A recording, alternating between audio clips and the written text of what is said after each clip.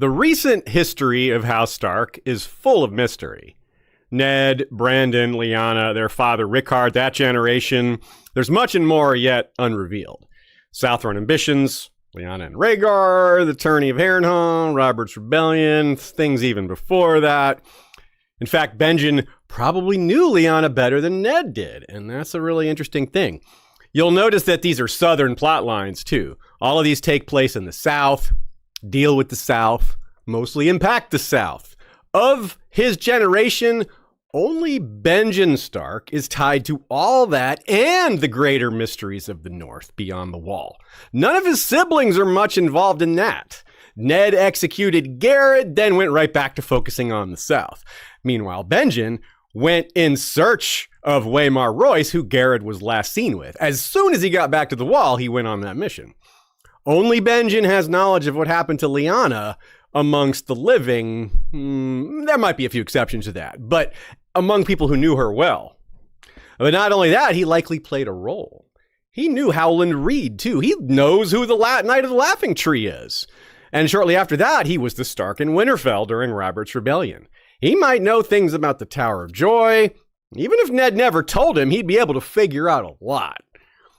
No other Starks of his generation are involved with the others, the Children of the Forest, Bloodraven, Cold Hands, and who knows what else. Only Benjen among the Starks has the ability to help Bran, and not just to survive. He likely has information, supernatural information, the answers to mysteries, knowledge of the others. There's much to suggest he was the best fighter of his siblings as well.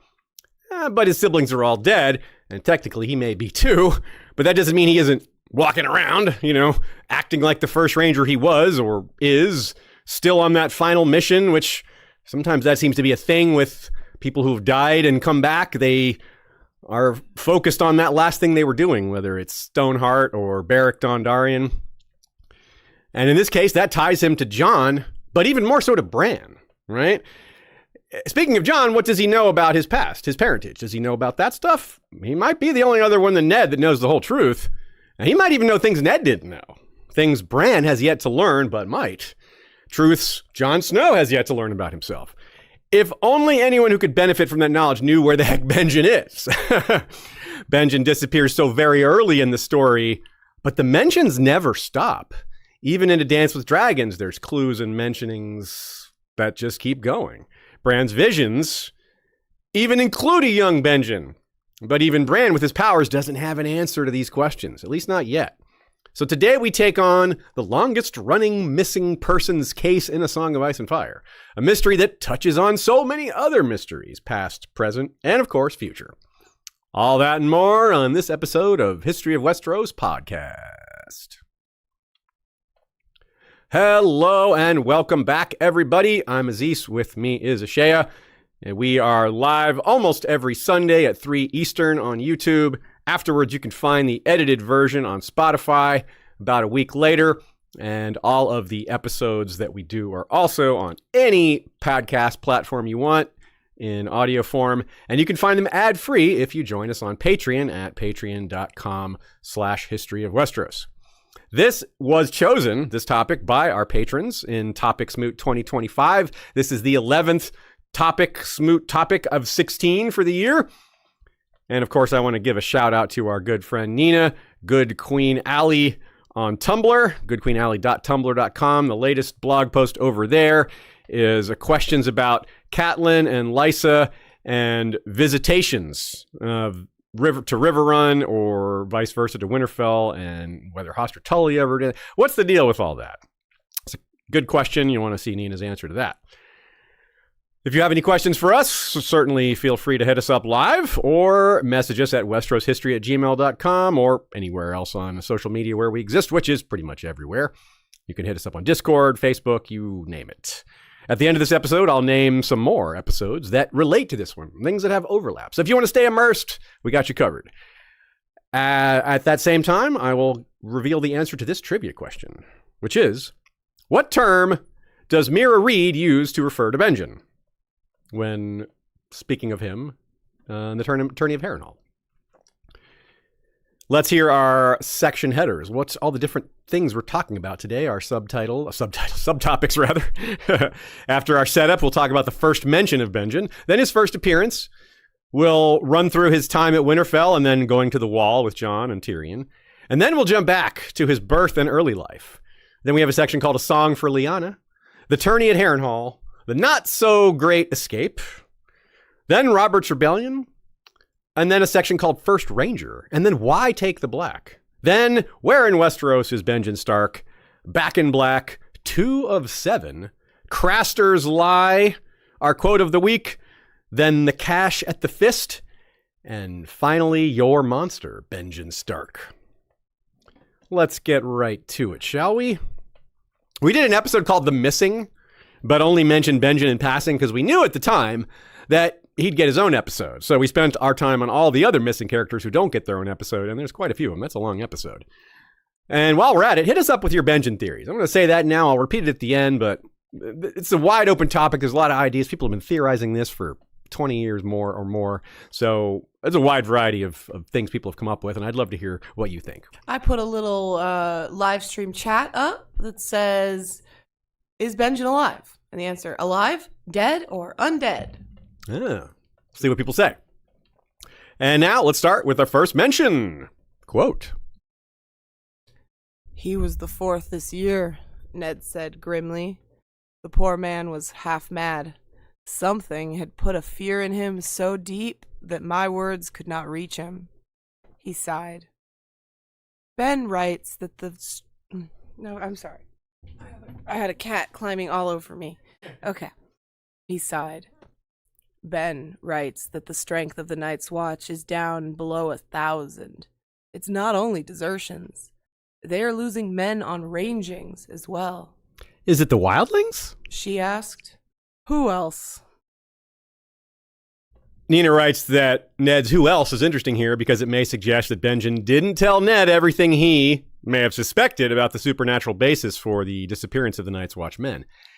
If Benjen actually suspected it at all at this point, which he may not have. That may have come later once he went in search of Waymar and started to pick up more clues. But this phrase, who else, comes up at another time. It comes up when they find the bodies of Jafer Flowers and Othor, and they say it must have been the Free Folk. And someone is like, well, is it the Free Folk? And someone said, who else? And then Jon, whose POV it is, thinks about the unspoken other answer that no one wants to say out loud, but everyone is thinking that the who else is the others. In this same chapter, where this first mention falls, Ned smiles when he learns that Robert's coming to visit. Even though he's got a lot to do, it's going to cause a lot of commotion and difficulty, he's still overall happy that he's going to get to see Robert. Meanwhile, Catelyn gets a sense of dread and thinks about the antler in the direwolf's neck because of the symbolism there. But she only speaks about that, only thinks that. She doesn't say it out loud. Instead, she says, well, we should send word to your brother on the wall. And Ned agrees. He's like, yeah, we should send a letter to Benjen. It's interesting that Catelyn thinks of that first, but hey, there we go. And then we fast forward to the royal arrival, and Benjen is there. Robert asks Ned if he knows why he's come. Quote. For the joy of my company, surely, he said lightly. And there is the wall. You need to see it, your grace, to walk along its battlements and talk to those who man it. The Night's Watch is a shadow of what it once was. Benjen says... No doubt I will hear what your brother says soon enough. Robert said. The wall has stood for what, 8,000 years? It can keep a few days more. I have more pressing concerns. This is, of course, a running theme, right? The passing of the torch here, or of absconding of responsibility. Robert, of course, has no intent of going to the wall, nor does he have much interest in listening to what Benjen has to say. Robert is very much just, I don't want to deal with that. I don't want to deal with that. I don't want to deal with that. That's Robert for you. It's quite an ominous beginning, though, for Benjen, right? It isn't necessarily something you piece together, but if you think about it, you have the first thing in the story is these Rangers getting killed by the others. Then Ned talking about all these desertions and how he's just wrong about what the problem is. He doesn't suggest the others. He just thinks it's the Free Folk. Then we find out Benjen is First Ranger. So he's immediately we can see that he's going to be in the midst of all that. Like, the Rangers are disappearing, and hey, this guy is First Ranger. So that's immediately like, uh-oh, what's going to happen? And indeed, well, he does disappear pretty quickly, though not quite yet. So those were his first mentions. We haven't actually seen him yet. Let's get to that, his first appearance. Quote. The last of the High Lords to enter were his uncle, Benjen Stark of the Night's Watch, and his father's ward, young Theon Greyjoy. Benjen gave Jon a warm smile as he went by. Now, this is at the feast, welcoming Robert and Cersei and all that, which, of course, Jon has to sit in the back because he's a bastard. Theon ignores him. That's written here as well. We didn't quote that part, but it's a little contrast. Theon ignoring him, Benjen giving him a smile. Now, the youngest son of many in a noble house has a lot more in common with a bastard than the rest of his family. It's a natural that Benjen would have more understanding of what Jon is going through, though not entirely, though. He's not a bastard, but he is very far down in the line of succession, and there's some overlap in how you get treated. Ironically, Benjen is the third son, and so is Theon. They're walking together, but of course Theon is the heir. And Benjen was briefly the heir presumptive, but that obviously changed. So this is where rereaders are immediately prompted to wonder what Benjen knows about Jon's heritage. Obviously, a reader first time has no clue there's even a question about Jon's heritage. And it's a question that repeats every time they speak. Every time you see Benjen and they talk to Jon and you think about the undertones of what's being spoken, it's like, what does he know? You know, it's for the most part, we're going to assume that he does know the truth about Jon's parentage. And we'll go through why and the reasons why. But if he doesn't know, then there's nothing really to say. We just move on past that. So we will talk about the possibility that he does, because that's more discussable. And quite possible. And what it would mean if he does know. There's a lot of implications of that. Now, as an aside, this procession for dinner is like a procession of the damned. You got Robert, Eddard, Catelyn, Robb, Joffrey. Even the survivors have gone through an enormous amount. Sansa, Arya, Jaime, Cersei. Tommen and Rickon are probably the most whole, but I don't think either of them are going to live. So they're just being held off from the worst until it happens. Myrcella's maimed. Bran is crippled. Jaime lost the hand that pushed Bran. Tyrion has lost his nose. Theon outdoes them all in that department. And then those who might be, quote, alive, but survived. It's kind of an awkward term to use, survived, right? Catelyn didn't survive, although she is, walking around and, well, isn't really talking that much, but she's making sounds with her mouth. Jon, too, who hasn't stood up yet, but presumably will, and Benjen, he falls in that category. So odd how all these people ended up in these very strange, tragic circumstances or categories, and none of these are good categories to be in. The crippled, the maimed, the traumatized, the walking dead, like where the, or the actual dead in the case of the first people I listed, Robert, Eddard, Robb, Joffrey, etc. Now, here's the first time Benjen speaks, and it's a pretty good one. Let's hear it. Is this one of the direwolves I've heard so much of? A familiar voice asked close at hand. Jon looked up happily as his Uncle Ben put a hand on his head and ruffled his hair much as Jon had ruffled the wolf's. Yes, he said, his name is Ghost. It kind of throws me off that people call him Uncle Ben because of the, that rice brand, which is like an old black man, This is an old black brother. I was thinking of Spider-Man. Oh, yeah, Uncle Ben, you're right. Well, I think I heard of the rice before Spider-Man, but you're right. That's the more popular one. Either way, it implies someone much older than Benjen is. We'll talk about his age in a minute, but he is nowhere near old. Shortly after this quote, Benjen notices how quiet Ghost is. And Benjen says he and his men hear direwolves sometimes when they're out ranging, which is no one else has really said that, because when the direwolves are found, it's a big deal because no one sees direwolves south of the wall, and they're very south of the wall at Winterfell. It's not particularly close. I mean, this is quite a ways south. Think about how long it takes Jon and Tyrion and Benjen to get to the wall from Winterfell.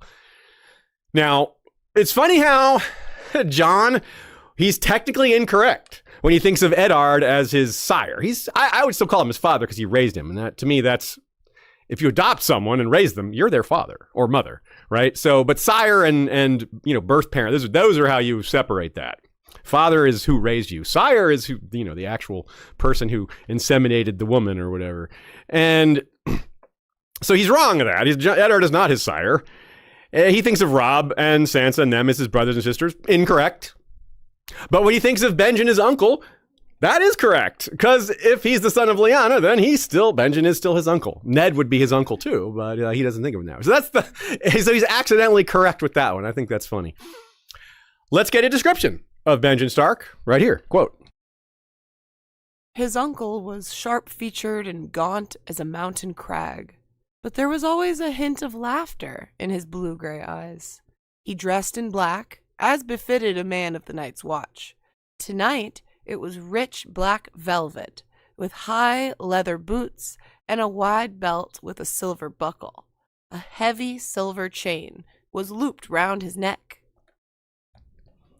So he's sort of a Night's Watch fancy, this is the version of Night's Watch fancy. It's not that fancy, especially compared to the other lords and ladies, but a big, nice leather, black velvet. Like, that's not how your typical Night's Watchman dresses either. It's a little bit of the disparity we saw with Garrett and Will and how Waymar Royce was dressed on his first ranging with his moleskin gloves and all that. But this is not what we see Benjen dress as normally. This is just for presenting himself for the royal feast. The gray eyes, the blue-gray in this case, very common Stark feature. Ned has that. Jon has that. A lot of them have that.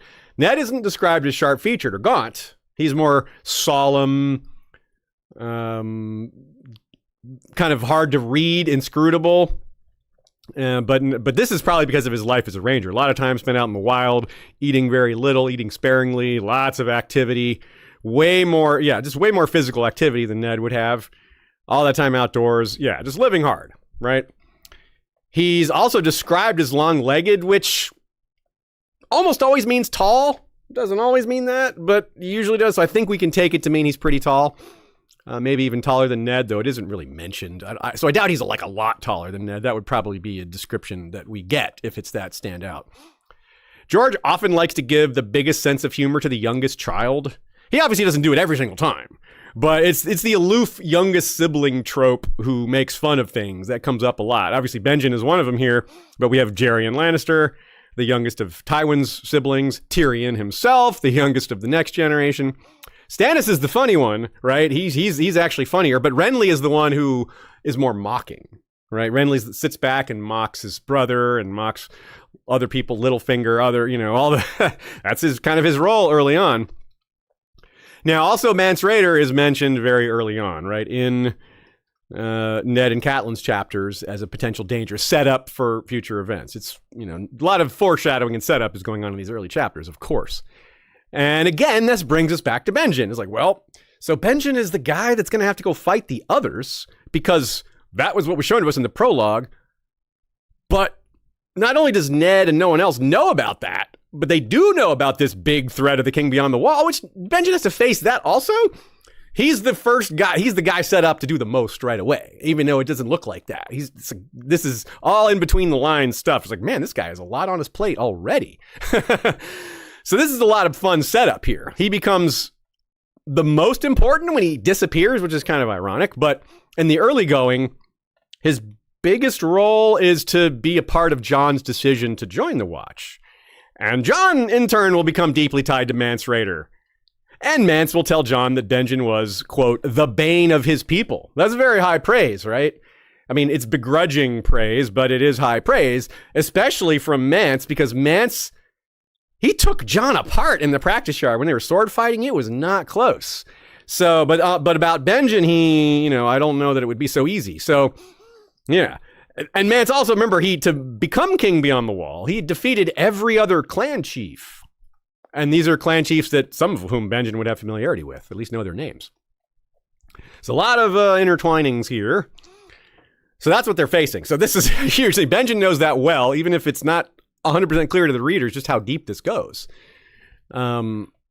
It's a particularly bad time for the Watch, given the King Beyond the Wall, which is a rare thing. Like, there's King Beyond the Walls don't happen that often. So you got the Return of the Others and a King Beyond the Wall at the same time. Now we later learn these two things are deeply entwined. One of the reasons Mance is getting everyone together is to fight their way into the Seven Kingdoms so they don't have to be annihilated by the others.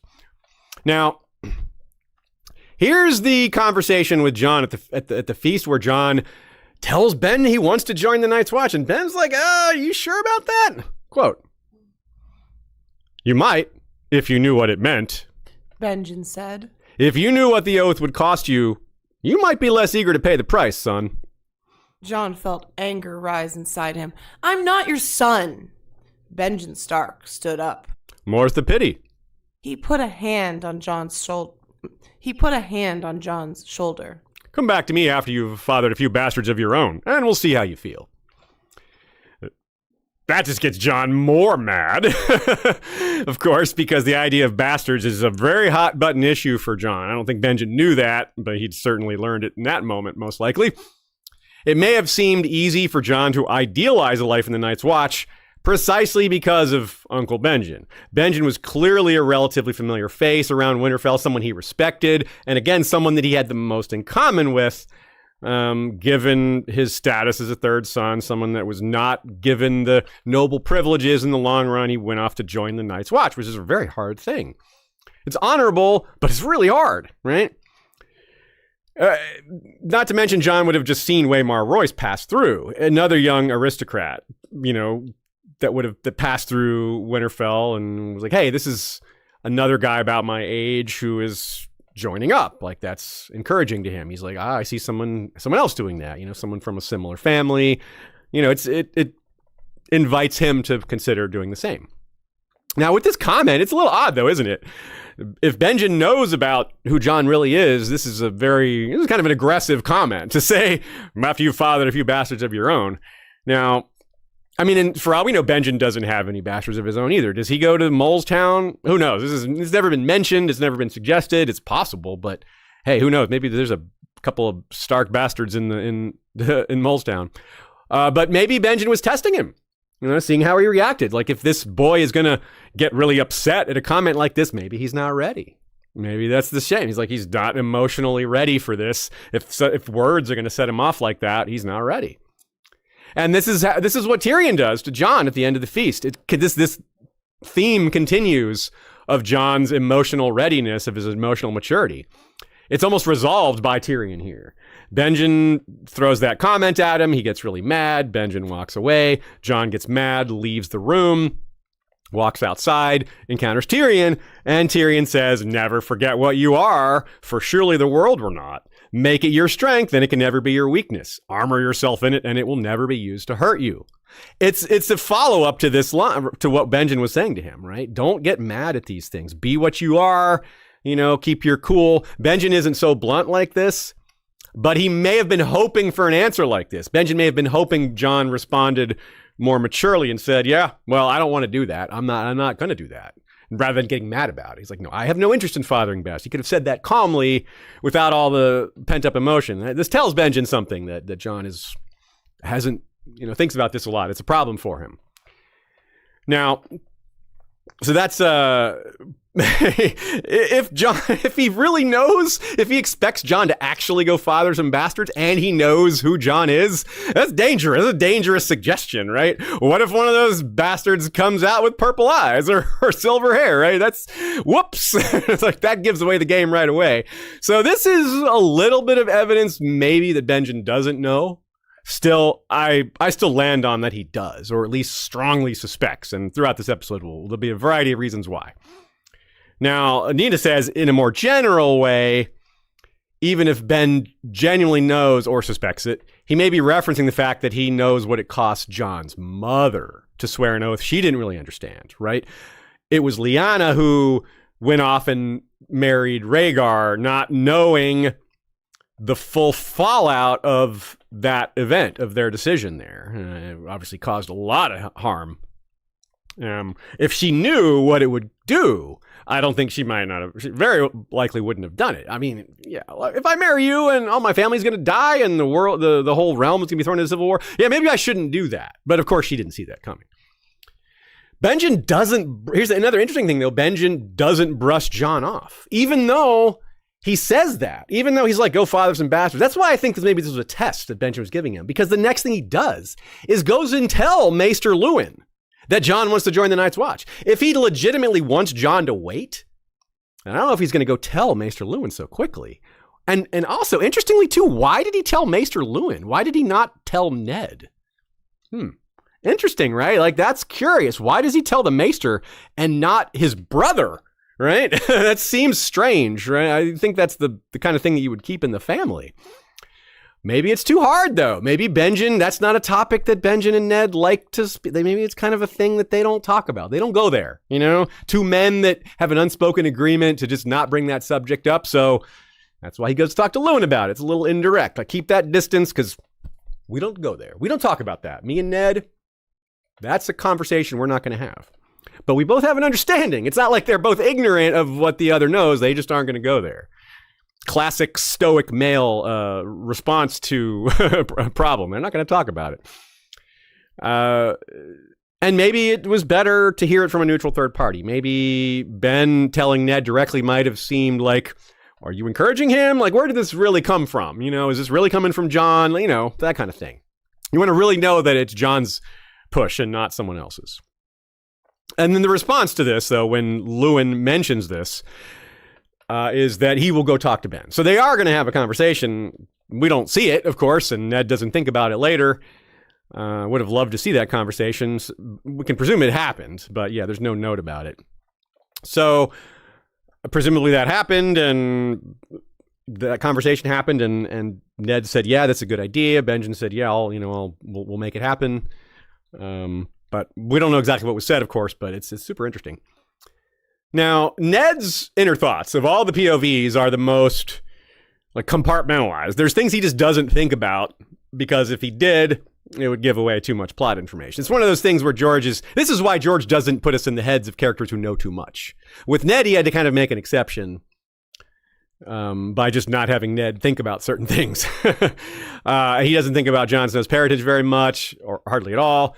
The Tower of Joy is just like a fever dream he has for a minute. Lyanna's just vague hints of promise me Ned, just like echoes of that without just like focusing on it. He doesn't want to think about it either. And that reflects this whole Benjen thing where they don't want to talk about it. They don't talk about that. He doesn't even want to think about it. And I kind of guess that there's a very strong chance Benjen doesn't like thinking about it either because of what it means. It leads to thoughts of Lyanna, thoughts of their father and other brother too. And that's painful. And truly, Ned never thinks about his father, or very little. Never thinks about his mother. A little bit about Brandon, a dialogue or two. A few choice tidbits about Lyanna, as we said, but pretty much nothing about Benjen. That's pretty interesting, huh? Like, he doesn't think about his brother really at all. He's almost as out of his thoughts as his parents, right? So, but that's Ned for you. He can't think about everything. There's too many things going on in his head. George has to keep it plot focused. But it sure would be interesting to know more about what Ned thought of his brother. Maybe we'll get the reverse of that at some point. Maybe we'll find out what Benjen thought of Ned and maybe Lyanna and Brandon in the offing as well. Now, here's an important moment. This scene is not in Ned's head. It's in Catelyn's when Luwin tells Ned about this. So if we were in Ned's head, it would have maybe triggered some inner thoughts. And that's probably why George didn't have the POV for Ned in this scene. It's Catelyn's scene so that we're not in Ned's thoughts. That's very important. There's too much to be given away there. But here's what Catelyn thinks. It's certainly important here. Quote, "His was the perfect solution. Benjen Stark was a sworn brother. Jon would be a son to him, the child he would never have. And in time, the boy would take the oath as well.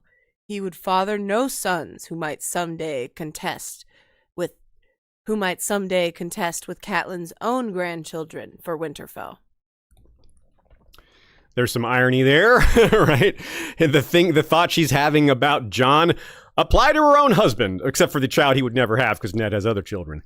But yeah, he would father no sons who might someday contest with Catelyn's own grandchildren for Winterfell. That comes up later when Robb and her discuss the succession, and she brings up the Blackfires and all these other issues. So Catelyn's thrilled with that idea. It's like, yeah, take the Black, gets him out of the way. I've been worried about that ever since he showed up. You know, she's long been worried about that. There's a sweet tone to it too, though, even with all of her kind of terribleness to Jon. Yeah. Her saying like he would be a son to him, the child he would never have.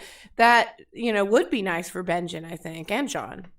Yeah, it's a little bit tragic that the moment we get Catelyn's opinion on Jon is when she's at her lowest in her entire life. Like, she's so sad, so hurt, and you're right. Super bitter. Yeah, you know? You're right. It's a good point. I'm always a little harsh on Catelyn for that, but she was extra low. But to be pushed back the other side, there's a number of times where Catelyn is cold to him that we don't see. He thinks about that. It's not specific, so yeah, so it is a thing. So you're right though. This is really nice that, I mean, she's thinking more about how it would be good for Ned and how it would be good for her kids, but she does spare a thought for how it would be good for Jon too. And for Benjen. Yeah, and for Benjen, I think. She knows she's known Benjen a long time. Yes, very true, very true. Like, Benjen would have been there when they arrived at Winterfell after the war with baby Robb, and Benjen would have been there, and she would have gotten to know him a little bit, because he didn't go off the wall right away. We'll get to that later, but that's important. It wasn't an immediate thing. Now, if we think back to, just for fun, George's original plan for the series, like his original outline, a lot has changed since then, right? He changed quite a bit, but one of these ideas was Catelyn was going to die beyond the wall. She would flee with Bran and Arya to the wall, and Benjen and Jon were going to be like, sorry, can't help you. The Night's Watch takes no part. George was going to have them be that hardcore about it. So they would flee beyond the wall and said, like, well, the only way we can escape the Lannisters now is to go north of the wall. And then they get captured by Mance Rayder, and then the others attack Mance Rayder's camp, and Catelyn dies. So that was going to happen. And Benjen was still going to move on at some point, die or something, because George's plan was for Jon to take his place as Lord Commander. So in the original plan, Benjen was going to be Lord Commander, not First Ranger. But of course, you could be First Ranger and then, step down from that position to become Lord Commander. There's nothing to say that couldn't happen. And in fact, that may have been the plan for Jon. Initially, before Mormont's like, nah, I'm going to keep you by my side. And maybe Benjen was expected to mentor Waymar Royce as well. This is a good catch by Nina. After all, Jon Royce goes there. He delivers his son to the Night's Watch. He doesn't just send him there. He goes. And so there would have been some conversations, and all that. And yeah, you got another young noble son of a house that is tied to the old gods, at least the Royces. They probably do a little worshiping of both. So it's kind of a natural for a Stark, and who's already in a position of authority, to take him under his wing. Right? And of course that didn't work out, but it may be why Benjen was so keen on finding out what happened to him. He might have felt responsible. Like, hey, that kid was my my mentee, and now he's missing. I gotta follow up on that. This is my responsibility. It would be his responsibility anyway. He's First Ranger, but it might be more personal because he might have also seen Waymar as something of a son he never had. Not as close as Jon would be, because he's not a Stark, but still something along those lines, right? At Winterfell is our next section. This is where, before Benjen leaves, and there's a few things that happen that are maybe fly under the radar. There's a hunt. Of course, Robert's there. Of course, they go hunting, right? And Benjen goes with. And this is the last day at Winterfell. This is like the hunt, and then they're going to come back and then leave. Presumably, when he left Castle Black to go visit, the idea from Mormont would be, hey, as usual, because usually this doesn't happen, right? You're not supposed to go back and visit your family, but these are the Starks. The Starks, right? It's a wink and nod situation here. The Watch isn't supposed to have this commerce with... You're not supposed to remember your families, right? You're supposed to forget them entirely, but no one does, because these are the Starks. You can't have the wall without Winterfell. It just isn't going to happen. This is the exception. It's the unspoken, unwritten rule that, all right, the Starks are different because they're too important. We have to rely on them. And this is probably when Robert said, I'm sure I'll get to talk to your brother later. This is probably when it happened, on the hunt. This is Ben's best access to Robert, very likely, is during this time when they're out in the wilderness. And Robert's kind of in a good mood. He's out there on the hunt. He's doing something he loves. Best time to ask for help, right? Send some help to the Watch. That's his main purpose of being there. But another reason to be there's another subplot that I wonder if this is going to be a end of the story type thing that gets resolved. The gift. Eddard and Benjen discuss repopulating the gift, which are those lands just south of the wall. They were gifted to the wall by Winterfell. It was supposed to be for them to farm and feed themselves, but they don't have enough men to do that. They can't afford to have men farming those lands, and it's gone with the lack of protection. Those lands have also gotten more susceptible to raiding by free folk. So there's just not much going on there at all. It's semi-empty, and that's a waste. And since the Watch has changed so much, the idea is, well, let's do this differently. We have different levels of manpower. Let's come up with a different system. So the idea is make new lords, give them lands in the gift, but their taxes don't go to Winterfell like the other Northern lords. The lords of the gift would give their taxes to the Watch. So that gives them tax money instead of, food that they would have gotten from that land. So they still get something from it, but since they don't have the manpower to do it themselves, well, put some lords there. They'd be happy to make new nobles and have them support the Watch that way. It's pretty clever. And like I said, this is nothing that's been followed up on. But at the end of the story, when all's said and done, if the Watch is still a thing, or even if it isn't, you might see lords in the gift. So it's kind of interesting. And this is kind of what Ned was saying when he told Bran what his role was going to be. He said, "You're going to be a bannerman to Robb, holding a keep in your brother's name." He might have been thinking of that. He's like, maybe Bran could be one of these. Maybe Stark could be some of these new lords of the gift. Because when he says you'll command a holdfast for your brothers, like, will he? That's not typically what happens to second, third, and fourth sons. They don't have castles. That's not that common. So maybe that was fresh on his mind. He was thinking that's what they would do. And of course, Ned could convince Robert of this. It would need to be something that both Jeor Mormont agrees to. Because when Benjen brings it up, it's implied, not even implied, it's said that he believes he could convince Mormont to do this, which means it's not Mormont's idea, which means Mormont hasn't even heard the idea, which means it's something that Ned and Benjen have discussed on their own. Maybe it was Benjen's idea in the first place, which just goes to show his visionary status, like the things he does. He's thinking about the Watch as a whole, not just from the perspective of being the First Ranger. We find out much later in A Storm of Swords 2, not A Storm of Swords 2, there's only one of them, as well in A Storm of Swords, that Benjen had a convo with Bran as well. It's something that we didn't see in A Game of Thrones, but it was off page, and Bran just thinks about it 2 books later. And what happens is Bran recites all the castles on the wall for his uncle. He's like showing off for his uncle. And Benjen's like, good job, kid. Could be a little minor foreshadowing, because as much as Jon is connected to Benjen, and much as Jon is like Benjen in a lot of ways, in the long run, I think Benjen's going to have more to do with Bran's story than Jon's. Probably some of both, but I think Bran's is the one that matters more and he's more connected to in the long run. So it's important for George to make a little bit of connective tissue between these characters when things are good, so that they have more of a connection if they meet beyond the wall or something like that. So then he leaves. He leaves for the wall. He brings Tyrion and Jon and does his thing. They take their long journey there. They pick up some other people along the way. Now, Benjen doesn't like Lannisters, kind of for obvious reasons, for the same reason the rest of his family isn't big on Lannisters. So he's not very nice to Tyrion. Benjen rides really hard, and Tyrion thinks a lot of this is personal. He's like, he's riding really hard to wear me out, to prove me out, to make me look weak. I'm not sure that's what he's doing. He might be, but Benjen this is just probably how Benjen is. Like, why would he ride slowly? He's an aggressive, go-getter. He offers Tyrion a fur.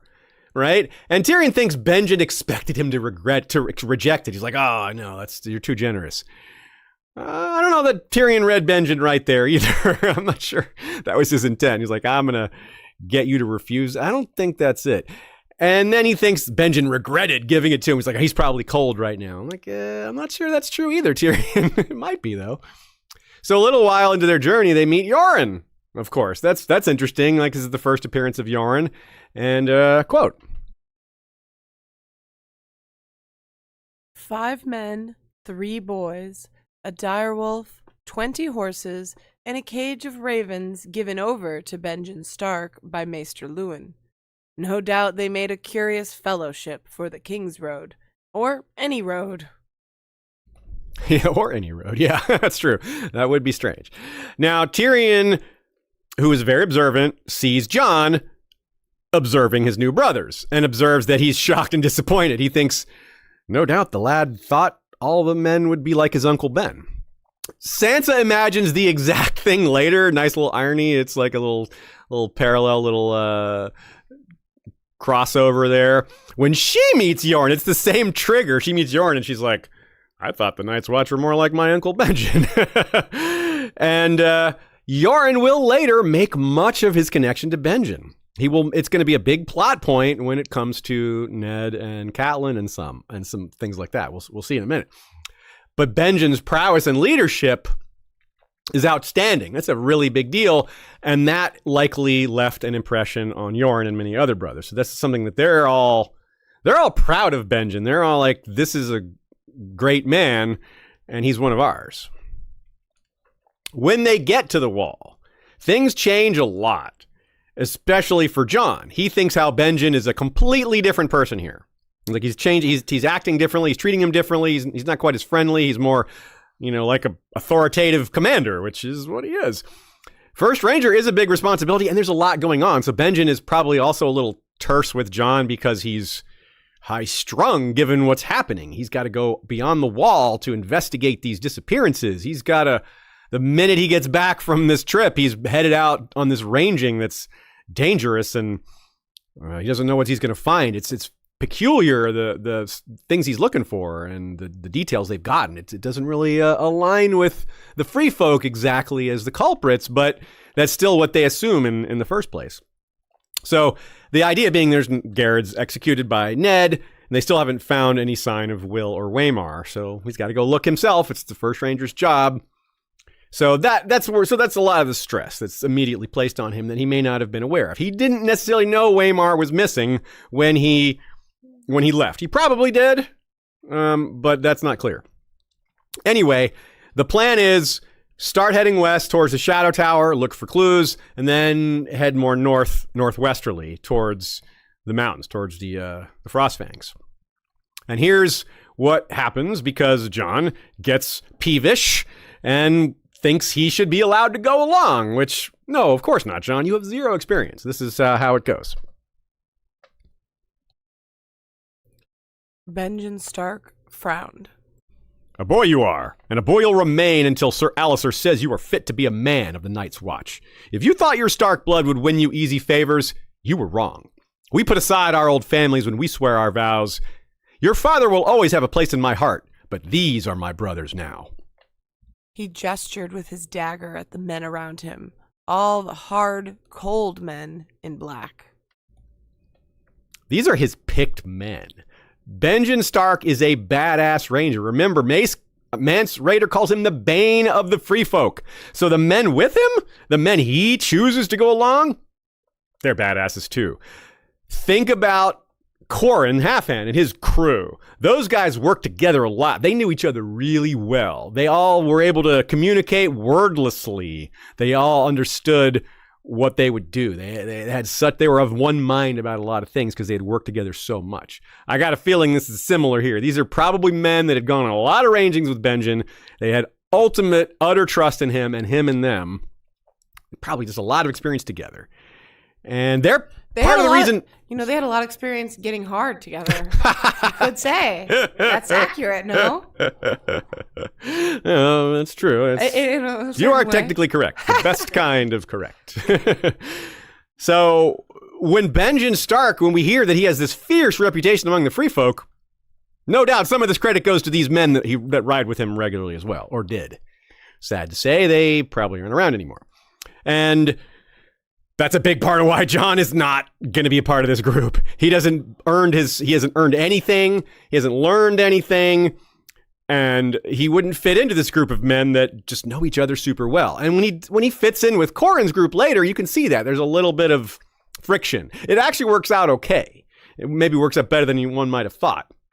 But you can see why Benjen would not want to take a newbie, right? And here's another thing. Here's another interesting point. When Bran is taken hostage, right, by those other deserters, that the gang that included Osha, right? She speaks up and says, don't kill him. Think what Mance would give to have Benjen Stark's own blood to hostage. That's the reputation Benjen Stark has. They don't say Ned Stark's blood. They don't say the Lord of Winterfell's blood. They say Benjen Stark's own blood, right? That's the the person that they have front and center in their mind. He's the big boogeyman, the big villain, the big ultimate enemy. Ironically, as well, there's a lot of ironies here, Mance will have Benjen's own blood to hostage later in the form of Jon Snow. And let's get back to Jon with that, who witnesses the very last sight of Benjen Stark, the last time we see him, and he has a bad feeling. As he watched his uncle lead his horse into the tunnel, Jon had remembered the things that Tyrion Lannister told him on the King's Road, and in his mind's eye, he saw Ben Stark lying dead, his blood red on the snow. The thought made him sick. What was he becoming? This is part of Jon's character growth. He gets reality checked by Tyrion about what the Night's Watch is, then by his uncle about what his role will be, then by Donal Noye about who the bully is and his own privilege that he doesn't recognize, then by Maester Aemon, then by Lord Commander Mormont, then by his friends after he deserts. Jon is reality checked and corrected by a lot of people early on. Benjen's just one of them. He's just like the second one to do it. Jon carries a lot of guilt about this, but he wasn't actually fantasizing about his uncle's death. It just popped in his mind. That's just fear, Jon. That's not cold. You're not hoping he dies. That's just worry, you know? And for good reason, as it turns out. Time passes. No word. Even Tyrion notes that Benjen seems to be gone a long time. And that's kind of interesting in and of itself, that Tyrion stayed at the wall so long. And then the news gets to Winterfell. It's a big part of Book 1. Everyone hears about Ben's disappearance. A lot of people weigh in on it. Robb gets angry when Yoren suggests that Benjen's lost. And Alistair Thorne is a jerk about it, suggesting Benjen is conspiring with Mance Rayder. I don't know if he's sincere about that or if he just wants to make Jon mad, which it definitely does make Jon mad. Yet another thing that a piece of Jon's immaturity that he has to get over. Don't let him get you mad like that. And Bran's response to hearing that Benjen is missing might be the most interesting of all. Quote, all Bran could think of was old Nan's story of the others in The Last Hero, hounded through the White Woods by dead men and spiders big as hounds. He was afraid for a moment, until he remembered how that story ended. The children will help him, he blurted. The children of the forest. Well, the children did help you, Bran. I'm not sure about Benjen. You know, if they helped Benjen too, maybe they would have revealed him to you. But maybe not. It's definitely possible, though. We certainly can't rule it out. We can pretty much rule out Benjen being the last hero, though. You know, that's more likely to be Bran or someone else, Jon, who knows. But not Benjen. But the children could be the reason he's not a white. If he is, you know, some sort of other white, something like Cold Hands, but not Cold Hands specifically.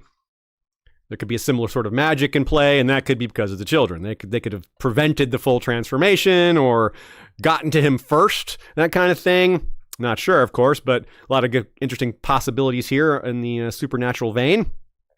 It's kind of like some macabre game that the old bear keeps losing but keeps on playing, like chasing his losses kind of thing. Like, well, Sir Waymar disappeared. Send out Benjen. Benjen disappears. Send out more, to look for him. Like, wait, at some point you would hold on. But actually, this one doesn't go badly. Quote, the old bear had sent out rangers in search of him. Sir Jeremy Riker had led 2 sweeps, and Corran Halfhand had gone forth from the Shadow Tower. But they'd found nothing, aside from a few blazes in the trees that his uncle had left to mark his way. In the stony highlands to the northwest, the marks stopped abruptly, and all trace of Ben Stark vanished. So this time it wasn't a disaster, people didn't disappear, the group returned, but they didn't succeed either. They got enough evidence to learn roughly where Ben probably disappeared, but that's it. So the thing they learned is they don't know. Not exactly clear what this means in the Stony Highlands to the northwest, but if you look at the northwest, that's near the Fist of the First Men, which is where, the Rangers get turned back because of the attack there. And we have a lot of reason to think that may have been a pivotal location for Ben as well, as we'll get to. Now, it's at this moment that Jon realizes Benjen was right, that he feels the same way now, that the Watch are his true brothers now. He notices that they don't give up on each other easily, that they, if some of them disappear, you got to go find them. You can't just write that off. The brothers look after the brothers, almost like a family would, which is what Benjen said. He said, Ned, he'll have a place in my heart, but these are my brothers now. But also, what could have done this? There's that unspoken fear amongst all this. What could have done that to Benjen Stark? He has had such a reputation of the bane of the free folk. So much is said about how he's just an unstoppable force against the free folk. They just can't take him on. They're all afraid of him. So it's spelling out that it was something else. We're not supposed to think, oh, this is finally he slipped up. The free folk finally got him. I don't think so. Especially because we meet the whole free folk army. We meet Manson. There's no word of that. They don't mention, we got him. They would be proud of it. If someone killed Benjen amongst the free folk, the gossip would be everywhere. They'd be like, that dude would be proud, or that dudette, whoever it was, would be like, yeah, I killed the boogeyman. I killed Benjen Stark. That's a big deal, but no one's claiming that. No one's claiming that victory. We could be sure that someone would if they did. So that very strongly speaks to it being the others. And this is also how Yoren sees it, by the way. And I don't mean the others. I mean, Yoren sees Benjen as a brother. And this is where Yoren cheats a little bit. This is where Yoren thinks, okay, he's stretching the rules because he sees Benjen as a brother, and that makes him loyal to him. What he says to Eddard is, Benjen's as much my brother as he is yours. And because of that, he rides hard from the inn at the crossroads to tell Ned that Catelyn imp-napped Tyrion. Right? That's a clear violation of the Night's Watch code. Yoren rode south to tell Ned this. What is it? It has nothing to do with the Night's Watch. Right? This is a clear violation, but he has his out. He's like, well, you're my brother too, because we're both Benjen's brothers, so I had to tell you. And of course, Ned's not going to, even Ned, who's a stickler for rules, isn't going to be like, you shouldn't have told me that. That's against your rules there. Nothing like that. He's like, thank you. That's good information for me. I needed to know that. And again, Yoren is probably, it's not just his brother, he's the brother. This is the leader, besides the Lord Commander. And even a lot of people probably respect Benjen more than Mormont because of his fighting prowess, like the guy who takes on these missions himself. He goes out and faces the dangers firsthand. So I would think that that's the general attitude amongst the Night's Watch is Benjen's the guy. So Yoren Yoren's kind of a sour man, but this is someone different. This is Benjen Stark, the guy that he has a lot of respect for. If Yoren doesn't have respect for Benjen, he doesn't have respect for anybody. So, and again, Benjen is never forgotten. He disappears early in a Game of Thrones, but we're never meant to forget it. It comes up often. Even he's mentioned a lot in A Storm of Swords. By A Dance with Dragons, he's officially been replaced by Black Jack Bulwer, who is in turn killed by the Weeper. Before that, there's a revolving door of First Rangers as well. Acting First Rangers, because it's a while before they officially say, all right, well, let's not just go acting First Ranger. It's been 3 years. We got to go with just a new First Ranger. The first one was Sir Jeremy Riker. He's killed by one of the two whites that they bring back from the Grove. Then Thorin Smallwood, who nobody likes, but Mormont decides to give him the job anyway because he's at least strong, but he's killed at the Fist of the First Men. Then Ronald Harkley is named. Ronald Harkley just disappears. He's presumably killed in the mutiny because we never hear from him again. And we can assume he's dead because Black Jack Bulwer was then made First Ranger and then killed by the Weeper. So there's actually no First Ranger right now. That's kind of an interesting point too. But even Jon has that little bit of stubbornness when thinking about Benjen in A Dance with Dragons. He thinks, My uncle is lost in the frozen wilds. He doesn't think of him as dead. So that's kind of neat. In every appendix after a Game of Thrones, he's listed as Lost Beyond the Wall. Still marked as alive, but A Feast for Crows and Dance with Dragons mark him as presumed dead. We will return to the subject of his disappearance, but let's first delve into his past. That will help us understand all this from a narrative perspective as well as a character perspective. Jay Tanner sends a super chat and says, "What's up, my fellow Westorians? Second week catching a live stream. Thank you for all your hard work. Hearts." Thank you as well to you, Jay Tanner, and everybody else hanging out. We really appreciate you all. We wouldn't be able to do it without you. I feel very privileged to be able to do this for a living, and we'll keep them coming. I always get a kick out of people who've been listening for a long time, but only now catching their first live streams. I like to see it. It's nice to see new names in the live stream chat. Also nice to see names we recognize from emails from years past. I don't know. It's just nice. Yeah, we got a little community going here, don't we? A nice long-running community. Yeah, it's fun to see familiar faces. It's not so big that we don't get to recognize people here and there. It's not just like a stream of names. You know, it's small enough that we remember y'all most of the time. So, birth and early life. He was, of course, the fourth of four children, born to Lyanna and Rickard. And, of course, Lyanna was Rickard's first cousin. So these is almost an incest pairing. It's the equivalent of Joanna and Tywin's marriage. So Brandon, then Eddard, then Lyanna, and then Benjen. And, of course, they have a Stark mother and a Stark father. The oldest Benjen could have been when he left on that last ranging, when we saw him disappear in Jon's POV, would be 31-ish. That would make him a year-ish younger than Lyanna, that's as old as he could be. He couldn't be much, the oldest he could be is 9 months younger than Lyanna. That's really pushing it, obviously. She gets pregnant immediately after. So not quite that soon, but pretty close. And I think that's about right. He could be a lot younger, but that doesn't really work with a lot of the other scenes. Lyanna and Benjen, there's a lot of scenes with them together, and that kind of implies that they're close in age, probably closer than any of the other siblings are. I doubt that they're more than 3 years apart. I tend to think that they're only about a year and a half apart. So that means he's born around 267, but not earlier. Remember, it's 298 when the books start, about 300, 301 now. The major event of 267, if we're assuming that's Benjen's birth year, was the death of Tytos and the subsequent ascension of Tywin. If he's born in 267, that's about the same age as Littlefinger, about 3 years younger than Stannis, a year or two younger than Jaime and Cersei, about 6 years older than Tyrion, and about 4 to 5 years younger than Ned.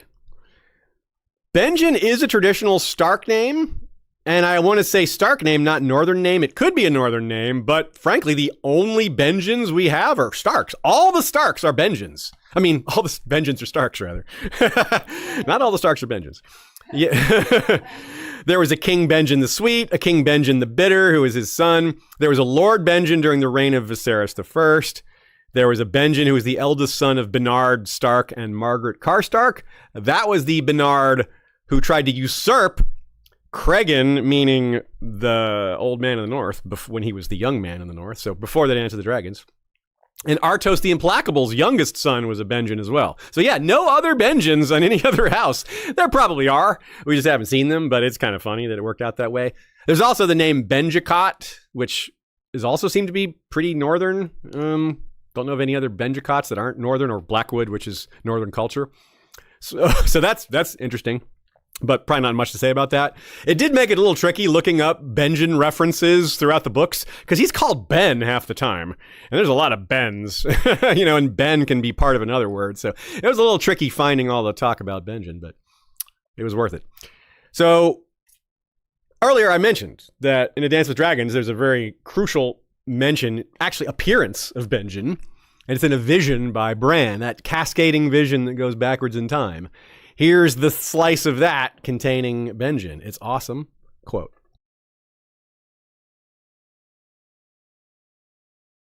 The rest of his father's words were drowned out by a sudden clatter of wood on wood. Eddard Stark dissolved, like mist in a morning sun. Now 2 children danced across the God's Wood, hooting at one another as they dueled with broken branches. The girl was the older and taller of the 2, Arya, Bran thought eagerly as he watched her leap up onto a rock and cut at the boy. But that couldn't be right. If the girl was Arya, the boy was Bran himself, and he had never worn his hair so long. And Arya never beat me playing swords the way that girl is beating him. She slashed the boy across his thigh, so hard that his leg went out from under him, and he fell into the pool and began to splash and shout. "You be quiet, stupid," the girl said, tossing her own branch aside. "It's just water. Do you want old Nan to hear and run tell father?" She knelt and pulled her brother from the pool, but before she got him out again, the two of them were gone. So it isn't just the knowledge that it's not Arya and Bran, but the mention of old Nan. Old Nan, not young Nan. So this isn't that far in the past. So the one generation back. So yeah, that's Lyanna and that's Benjen. The girl obviously beating the boy. And that's very telling, right? They were playing with sticks because, as we've heard Ned say, Lyanna would have carried a sword around if our father permitted it. Clearly he didn't. And this is evidence of that. Like, they don't want Rickard to find out what they're doing. He doesn't want her sword fighting. But let's also consider what Bran says about how badly Lyanna is beating Benjen, which is just another hint that Lyanna was martially talented. Like, she's good at fighting. Night of the Laughing Tree vibes, y'all. But also, several other important notes here. First of all, Benjen becomes perhaps the best fighter of the group in the long term. Maybe in part because he was training with Lyanna, who was also very talented. That helped him, get fighting against someone who was also very skilled or talented would make you better in the long run. You got to work hard to keep up with her, especially because she's older and taller. She would have the advantage that she wouldn't have had in the long run once Benjen, caught up in height and strength and all that, which that never got to happen because their childhoods were cut short. But also, the idea that they were close, that they're working together, that they're hanging out together, and that she dominates him. She calls him stupid. She tells him to be quiet. Like, this is a very strong-willed, strong personality, which we've heard from everybody was the truth about Lyanna, and how she's behaving with her younger brother, her perhaps constant companion. So Benjen wore his hair long. I don't think that's an important detail, but it's interesting. And it's a parallel that Bran at first thinks this vision of Benjen is him, given that they're both left behind as the young Stark in Winterfell. Remember, Bran becomes the Stark in Winterfell when Robb rides off to war. And that's a parallel because it's Robb riding off to become king. When Benjen is the Stark in Winterfell, it's Robert trying to become king, the man Robb was named after. So yeah, kind of neat. So, and of course, they're both going to head beyond the wall too. After their time as Stark in Winterfell, they go head beyond the wall. Except, and no one has seen them since, except readers. In Bran's case, not even us in Benjen's case. And again, it's when and if Benjen appears, it's probably going to be in Bran's POV. But here's another thing. In terms of mysteries in general, there's three types of mysteries, I think. Three major categories of mystery. One is the kind of mysteries that, for us, we don't know the answer, and the characters in the story do. Like Ned knows who Jon Snow's parents are. He knows that answer. He didn't tell us, but he knows. We pretty much know, but we haven't had confirmation. Maybe that's not the best example, but still, it serves. The second kind, is the ones that we know the answer to, and the characters don't. Like, for example, we know who killed Kevin Lannister. It was Varys, and the only person who knows that is Varys. Every other character in the story is ignorant of that. So that's a mystery that we know that the characters don't. So that's the reverse. And of course, the third type you might have figured out is the one where, well, I guess there's third and fourth. The third would be we all know, both the characters in the story and the readers do. Of course, that maybe isn't a mystery, so maybe that one doesn't count. And then the last one would be neither the characters in the story know, nor the readers. The biggest mystery of all, and that's the kind of mystery Benjen is. No one knows where he is. Neither readers nor characters. Except maybe Benjen himself. I mean, well, Benjen knows himself unless he's dead, so he knows where he is. Well, actually, maybe he doesn't know where he is. Where the heck am I? Anyway. We can probably assume, based on that scene, the vision scene, that and other clues, that Lyanna and Benjen played at swords often and would have to hide it for that same reason. And this is the only comparison he makes, by the way. He doesn't compare Sansa or Robb or Bran or Rickon or even Jon to other family members. This is the one. Bran and Benjen are compared, and Lyanna and Benjen as well. So this is kind of neat how these characters have echoes of each other, and these other comparisons are never made. Also, this reinforces that notion I keep getting at, which they just were close. You know, Ned was a little bit older. Brandon was the heir and was going around, was fostered elsewhere. He was fostered at Barrowton. Ned was fostered at the Vale from a very early age, at 8, right? This is all vital to keep in mind when we consider his role and or guilt in Lyanna's tragedy, that he knew her better than Ned did. He was closer to her.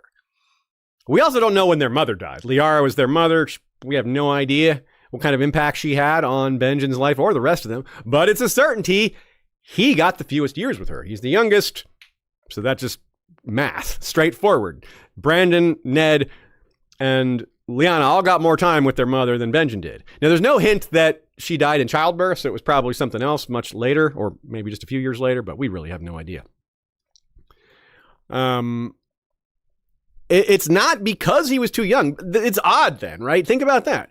Why was Ned fostered and Brandon fostered, but Benjen wasn't? You could say, oh, maybe he wasn't old enough yet. No, that's definitely not it. Ned was fostered at 8. Benjen was well past 8 when the war started. You know, even if we're not sure of his age, he's definitely well past that. So there could have been a place for him to go. There could have been something Southron ambition related for Rickard has a house he wants to get in good with. He sends one to the Vale. He sends another to Barrowton. Why not send his other son somewhere else to shore up his alliances? It's part of the safety of it all. Like, you have your heir and your spare and your extra spare, and you keep one at home. It could be one boy at home of all the 3. I don't know. It just makes sense to me that you should not send every boy out, right? Yeah. Anyways. Yeah, it could be. You're right. That could be simple as that, but it's because Rickard was seemingly so ambitious, you'd think he might have pushed it. You know, especially because Brandon was only over in Barrowton. He's not that far away. You know, that's a hop, skip, and a jump. Probably not too much in danger being still in the north. But it's a mystery. I'm not sure. There's definitely some options. And you know, like Ashaya says, it's not like every child gets fostered. It's just with Rickard's attitude, you might have thought he would do all of them. I mean, he already had arranged for Lyanna to marry Robert by then too. So, you know. And that's interesting in itself because we know that Ned and Lyanna had that conversation where, you know, Ned's friends with Robert. So, of course, he's saying nice things. But Lyanna's like, brother, Robert's not a good man, not going to be a good husband, you know? You wonder if Lyanna and Ben had some conversations like that because it would be a different context because Benjen wasn't close friends with Robert. So he wouldn't be defensive or protective of Robert's honor or just position on things. Now, being farther out of the noble branch, we talked earlier about how Benjen is a little bit closer to Jon in terms of how little privilege, how little benefit he gets from his name. He gets more than Jon does because he actually has the name of Stark, but they both end up joining the Watch. It doesn't really, you know, that doesn't change a whole lot. But on the other hand, the other side of that is reduced expectations. There's a lot more burden placed on Brandon and then Ned to be the Lord, be the Stark in Winterfell, to have children. These are expectations that Benjen didn't have placed on him. Sometimes that's a good thing, right? Maybe it's like your life is a little easier when you don't have all these decisions made for you. You get to maybe make your own way in the world a little bit. And sometimes it's good to not have fatherly influence because your father sucks, right? You just don't want to. He's bad. He's a bad influence. It can be better to have no father than a bad father. I personally am an example of that. But again, even though he's farther down on the branch, he's still a Stark. That still counts for a lot. And we saw that earlier. We talked about that earlier. His visits to the Watch, or his visits to Winterfell after the fact, which is highly unusual and out of pocket for brothers of the Night's Watch. This is a rare exception. Next section is called A Song for Lyanna. Yes, that is a play on George R. Martin's short story, A Song for Leah. The characters in that are Robb with 2 B's and Leah. So it's very similar to the character names to Robb and Lyanna, or Robert and Lyanna. So we've touched in general on Benjen and Lyanna's relationship in general and flesh it out somewhat. Let's apply what we've learned to the known events. Let's get to the big one, the tourney at Harrenhal. Now, Benjen was at the tourney. I assume you know that. If not, big news. And like all his siblings, was involved in these important plot backstory events that happened during this tournament. But his role is the easiest to miss. It's the most subtle, but it's very significant. Let's start with the quote. The she-wolf laid into the squires with a tourney sword, scattering them all. The Crannogman was bruised and bloodied, so she took him back to her lair to clean his cuts and bind them up with linen. There he met her pack brothers, the wild wolf who led them, the quiet wolf beside him, and the pup who was youngest of the four. That evening there was to be a feast in Harrenhal, to mark the opening of the tourney, and the she-wolf insisted that the lad attend. He was of high birth, with as much a right to a place on the bench as any other man. She was not easy to refuse, this wolf maid. So he let the young pup find him garb suitable to a king's feast, and went up to the great castle. Y'all, that line, she was not easy to refuse. This wolf maid is big. Right? Like, that is huge in terms of talking her own people into letting her run off or helping her run off or just Rhaegar or, her being older than Benjen and having, dominance over him, especially with her strong personality. The other reason this is such an important note is that this story is being told secondhand, right? This is what Howland Reed told his kids, and they're many years later telling it to Bran. So when Howland Reed told the story to them, he made sure to emphasize that she was not easy to refuse. They picked up on that detail. He was sure to pass that on, and they remembered it and passed it on to Bran. So that last line, the young pup found him garb suitable to a king's feast. Benjen is the one that helped Howland Reed dress for the feast. Quite possibly his own clothing. Benjen being a younger man, the wolf pup at this stage, he may have lent him his own clothing. But here the story continues. It keeps going, quote, Under Harren's roof he ate and drank with the wolves, and many of their sworn swords besides, barrow-down men and moose and bears and mermen. The dragon prince sang a song so sad it made the wolf maid sniffle, but when her pup brother teased her for crying, she poured wine over his head. A black brother spoke, asking the knights to join the night's watch. Goes on to talk about people dancing with each other and all that. Ned dances with Ashara and all that stuff. But that's not quite in our focus for right now. So Lyanna was moved by Rhaegar's song, and Benjen teased her about it. This is another clue that they were very close. They hung out a lot. They're sitting together. Almost every time we see them, they're together. Right? And that is interesting, too, given her authoritative personality, her dominance of him that we're supposing is the case. This is a rare moment where she's crying, and that must have seemed kind of like, whoa, Benjen's like, my sister's crying. That's crazy. She's so tough and strong, and so he teases her about it, and then she proves that she is tough and strong, dumps wine on his head. That's funny. This gives me an idea, though, right?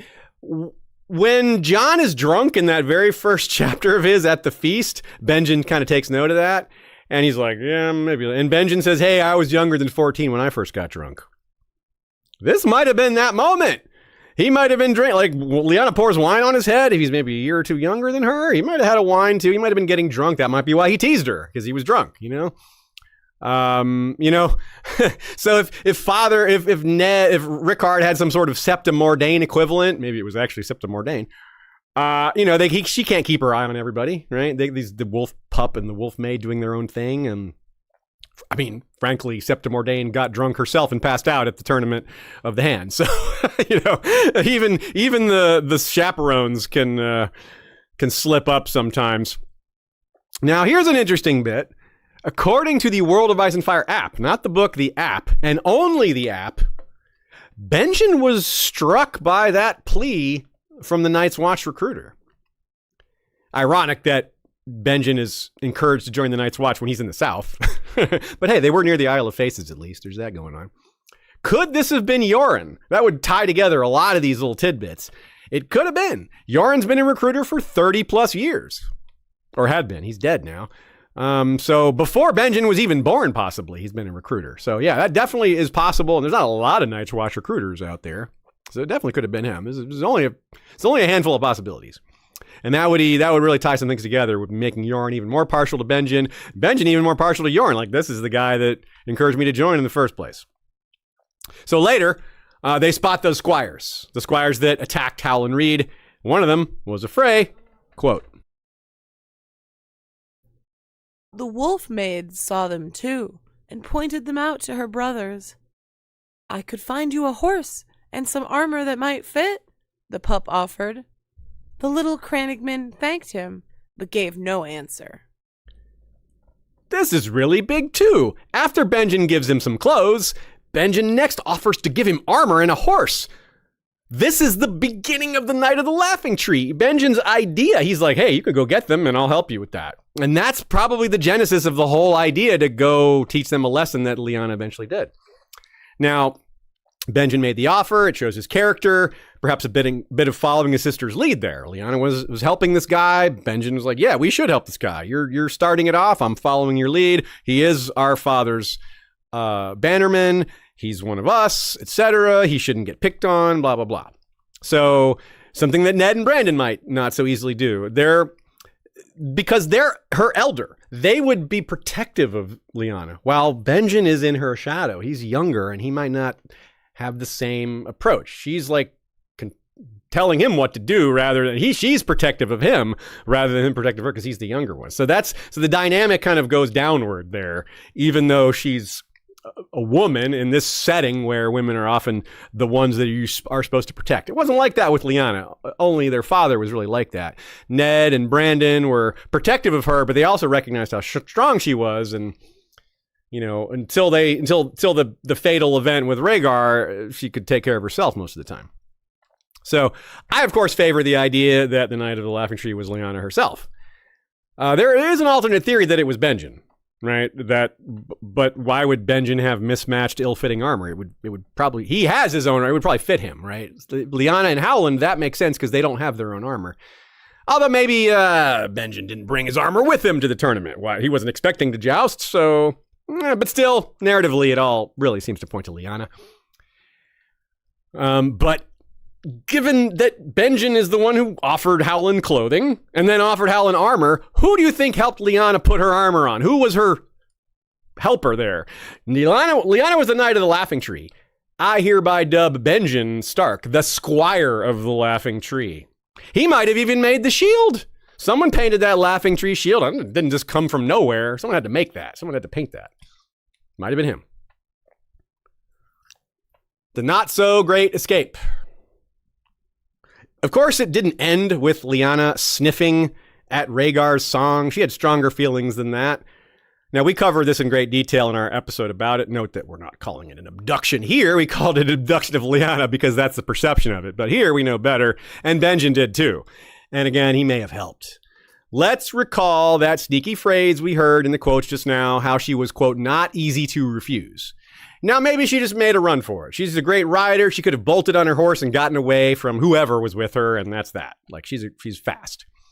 That's only one theory, though. Another would be she sneaks off in the night, right? She steals off in the night when no one's around.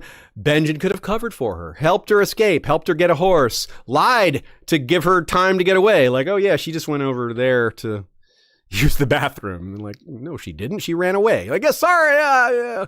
And meanwhile, she's had a 4-hour head start or something like that. Just as he was eager to help Howland do what he wanted and do what he thought was right, he could be ready to help his sister. He's young. He's not going to have a strong, thorough, wise idea of the consequences of this. He just wants to help his sister be with the man she loves, and not with the man she doesn't want to marry. So it's like he thinks he's doing good by her, by helping her avoid marriage to Robert and go to Rhaegar, who she really likes.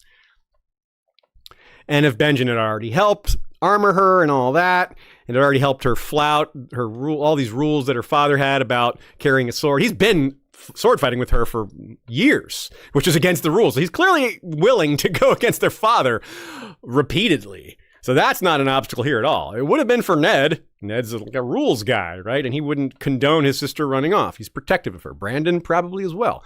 But so Lyanna knows better. She doesn't go to them. She goes to Benjen, the one that she can dominate, the one who's the closest to her. And, well, didn't work out so well, did it? As I said in the intro, this is Topics Moot, episode 11 of 16. Our patrons choose topics during Topics Moot at the beginning of the year, usually around February, early March. We go through a series of polls, lots of choices. It's a lot of fun. You guys get to pick which episodes, and we have like runoffs, and the top topics get to face off against the others. And it's a series, kind of like a bracket system. Pretty fun. And we expanded it from the first year. We may do that again because, hey, it's July and we're on number 11 of 16. We're well past the halfway point. And like I said, it didn't even start till March. So, yeah, why not make it bigger? Why not join us and be a part of that? You also get bonus episodes, maybe access to scripts if you choose that level, shout outs, things like that. We got a lot of benefits if you join us on Patreon. That's patreon.com/History of Westeros. Yeah, it's crazy to think about if, let's say, 16 episodes are voted on, right? Yeah. We release like over 50 episodes a year on average, so that really is not even half of our episodes. That's true. Yeah, we do release a lot of episodes, especially in a TV season year, which this is not. But yeah, that was my at least 50 episodes a year without the TV season. Yeah. Super chat from Thunderclap says, what if Benjen has a second life in an animal? It's possible. We have no indication that he is a warg, but that doesn't mean he's not. I mean, it could be something that latent ability that, he just has a little bit of. I tend to doubt it because there's not much clue of it, but you can't rule it out. It's Kirsty Angel's birthday. All right, that's cool. Happy birthday, Kirsty. Cannibal the Dragon says, yes, the Spider-Man connection to Game of Thrones. Jon has uncle named Ben, learns a valuable lesson from him, gains power. Jon Snow is Spider-Man. Jon Snow and Spider-Man both had redheads for girlfriends. That's good. Yep. Richard Tabor says, I bet we see him through Bran's eyes. Yeah, well, we have once already. Why not again? And I have some ideas on that specifically, not just generally, which is, maybe I've missed some of the possibilities, but I do have some ideas. As a side note here, John wonders if Lord Eddard would have executed Benjen if it had been him running instead of Garrett. I don't think so. It's still kinslaying, and that seems to be more important than he who passes the sentence should swing the sword. That's a Stark, cultural tradition, not a religious thing. I think what he would do is to get around that, he would deliver Benjen to the Night's Watch for justice. Like, what do you guys decide what to do with him? If you got to kill him, that's fine, but it won't be on I can't do it. Kinslaying, blah, blah, blah. Robert's Rebellion. Though it's hard to keep track of any of the Starks after the tourney of Harrenhal, building up to Lyanna's disappearance, and then Brandon's ill-fated rush to the Red Keep, followed by Lord Rickard going there to do the trial by combat. One thing we can be sure of is Lord Rickard would not have brought anyone else in his family along with. Some guards, sure, some sworn shields, whatever, but not any more of his family members, because he was obviously going into a very tense situation, and the Mad King being who he is, no risk necessary there. Benjen may have been about to attend Brandon's wedding, right? Brandon's about to get married to Catelyn at Riverrun. This is what diverted that, this Lyanna running away. So Benjen was probably around there, right? He might have stayed at Riverrun while all this played out, but, an argument against that is Catelyn doesn't mention that. And she stayed there and was like, well, I'm waiting for Brandon to come back, and then he never does. She doesn't think about other people hanging around there at the same time, but that doesn't mean she would have mentioned it. So if he helped his sister flee, if he helped Lyanna get away, then he would definitely or easily blame himself for these domino effects of her running off with Rhaegar and then dying and then the war happening, right? He could blame himself for all that. Sure, he could give himself a little sympathy for himself, saying, "Hey, I was a young man." That is not going to help a whole lot, though. You're still going to be like, "That was my sister. That was my brother. That was my father." Like, he would wish he just had never done that. And again, to repeat, when the war kicked off, he was the Stark in Winterfell. So sometime he had to go back to Winterfell after all these horrible things happened. And Ned didn't wield the sword ice in the war, so Benjen would have had possession of it. Ned escaped back to the north when the war broke out, and went to Winterfell and was able to call the banners. And Benjen would have just been there and been like, "Hey, brother, all right, you go off to war. I'll hold the fort here. There's got to be a Stark in Winterfell." And there was no other Stark, right? At that moment, it was just Ned and Benjen. Brandon's dead. Lyanna's dead. Rickar's dead. Well, actually, Lyanna's not dead yet. She's will be dead during the war. But the others definitely. And there's no Robb yet. So that's interesting. Maybe Benjen kept ice around with him, for ceremonies. He's sitting on the high seat like Bran would have during those Clash of Kings scenes when he's the Stark in Winterfell. He would have had complete authority if he turned 16 during this. He would have been around 16. That's interesting. If he actually turned 16, he could, be the guy to oversee things like executions. Interesting to consider for a 16-year-old, but he's the Stark in Winterfell, Let's again remind ourselves that Robb was named for robbers. There's a lot of parallels here. Bran being the Stark in Winterfell, while Benjen was the Stark in Winterfell also during a war. And different for Bran is that, he knows that his brother's off in war and it's dangerous, but there's other Starks. When Benjen's sitting as the Stark in Winterfell with his brother off at war, what if Ned dies? Obviously, that's very possible in a rebellion against the throne. This is no ordinary war. This is taking on the Targaryens. This is overthrowing a dynasty that's held the throne for 300 years.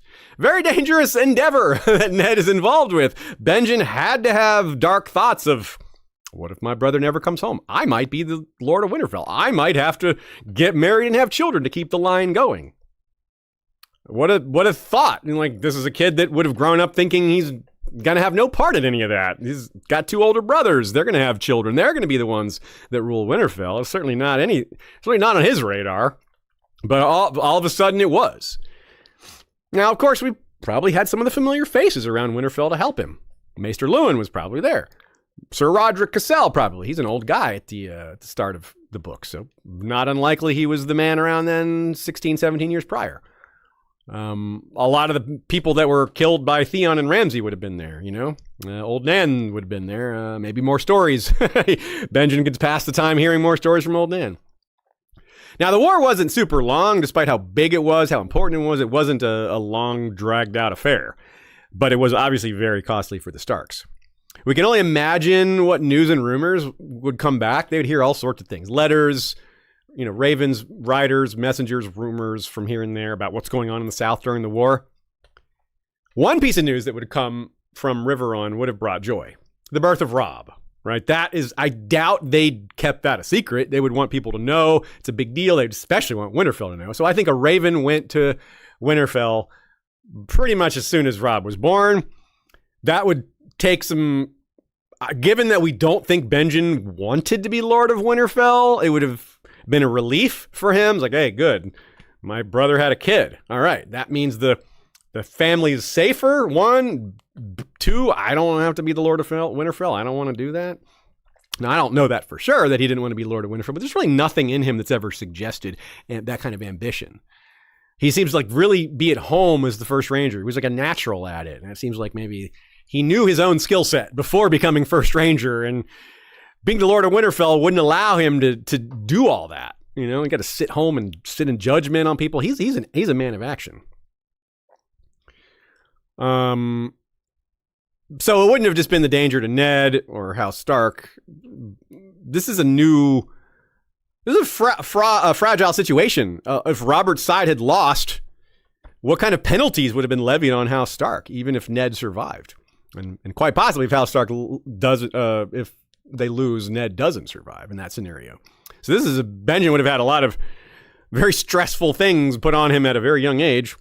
But hey, Benjen's worries didn't come to pass. That didn't happen. Ned did survive. Robert's rebellion was successful. And that in itself is interesting. Like, Benjen finds out the war has been won, that Rhaegar has been killed, which he'd be like, Rhaegar was killed? Well, where's our sister? Where's our sister? He's dead. Where's our sister? Where did she go? He knows she ran off with him. Probably knows that it was running off and not abducted. He'd be one of the people that was very clear on that detail. But yeah, where'd she go? If Rhaegar appears, then where's she? So those worries didn't come to pass, but this one did. A different worry. What happened to Lyanna? And as more time goes on and she still hasn't appeared, even more. Like the Targaryens lose and there's still no sign of Lyanna. Rhaegar's done. No word, no idea. It's bad. So he would be worried just as his brother would. And as a man of action, he can't take action. He's just waiting for news while his brother goes to different castles and finishes off the war. And yeah, news would have come of Stony Sept, all that, all these different things. Then the Trident after that, the death of Rhaegar, all these things. And then the burning of King's Landing, the sack of King's Landing, and the death of the Targaryen children, and all this other stuff that Benjen would still be like, yeah, but what about Lyanna? All this news, but not about her. So eventually, though, Ned somehow finds out. He goes to lift the siege of Storm's End. Then, that's after he and Robert quarrel about the dead Targaryens. They're mad at each other over that. Then he goes to Storm's End. Then he goes south and somehow finds out where the tower. This is where our information becomes very murky.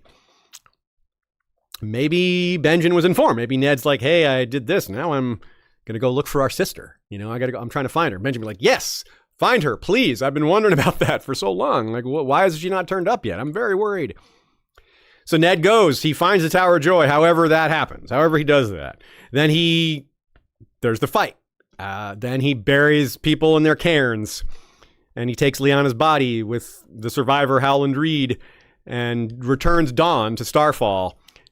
And things happen at Starfall. The whole Jon Willa thing happens where that subterfuge is launched, I suppose. And then Ned goes home. I guess Benjen would be informed that Ned was on his way back. It would be a while, especially if the Raven came from like Starfall or somewhere far in the south. He'd be like, yeah, I got a ways to come before I'm home.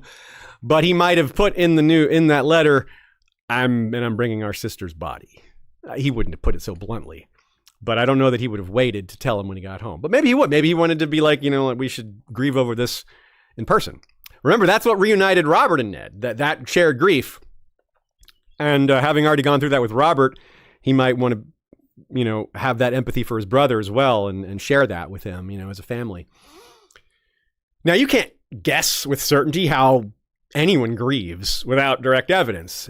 But Northerners very commonly go to the Godswood, pray at the Heart Tree. So I bet that's what Benjen did. When he learned about his sister, it's probably the first place he went. And he may have gone there before that just to pray for a good result, just to ask the old gods for help or to say, hey, keep her safe, whatever kind of prayers Benjen would make.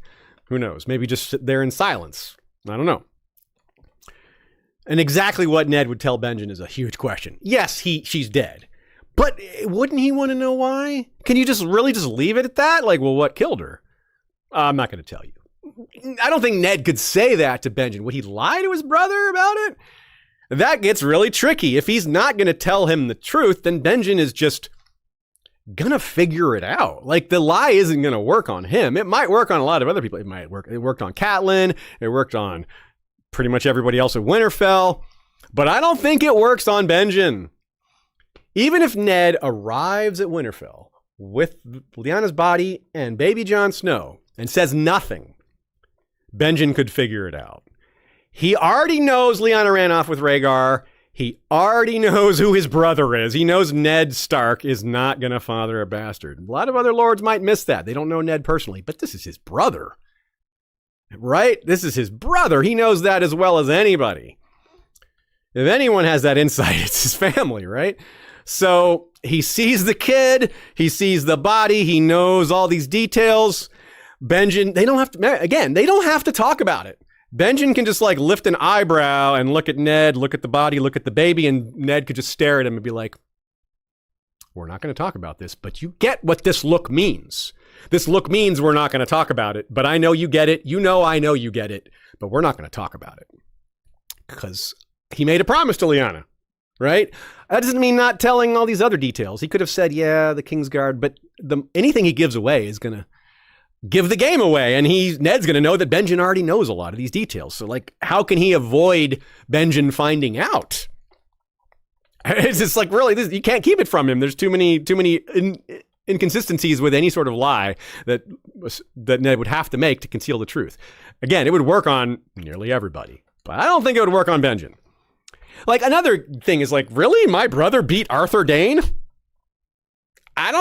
What? He's like, my brother's good, but I don't want to like, malign his skill set, but really? Arthur Dayne? Are you kidding me?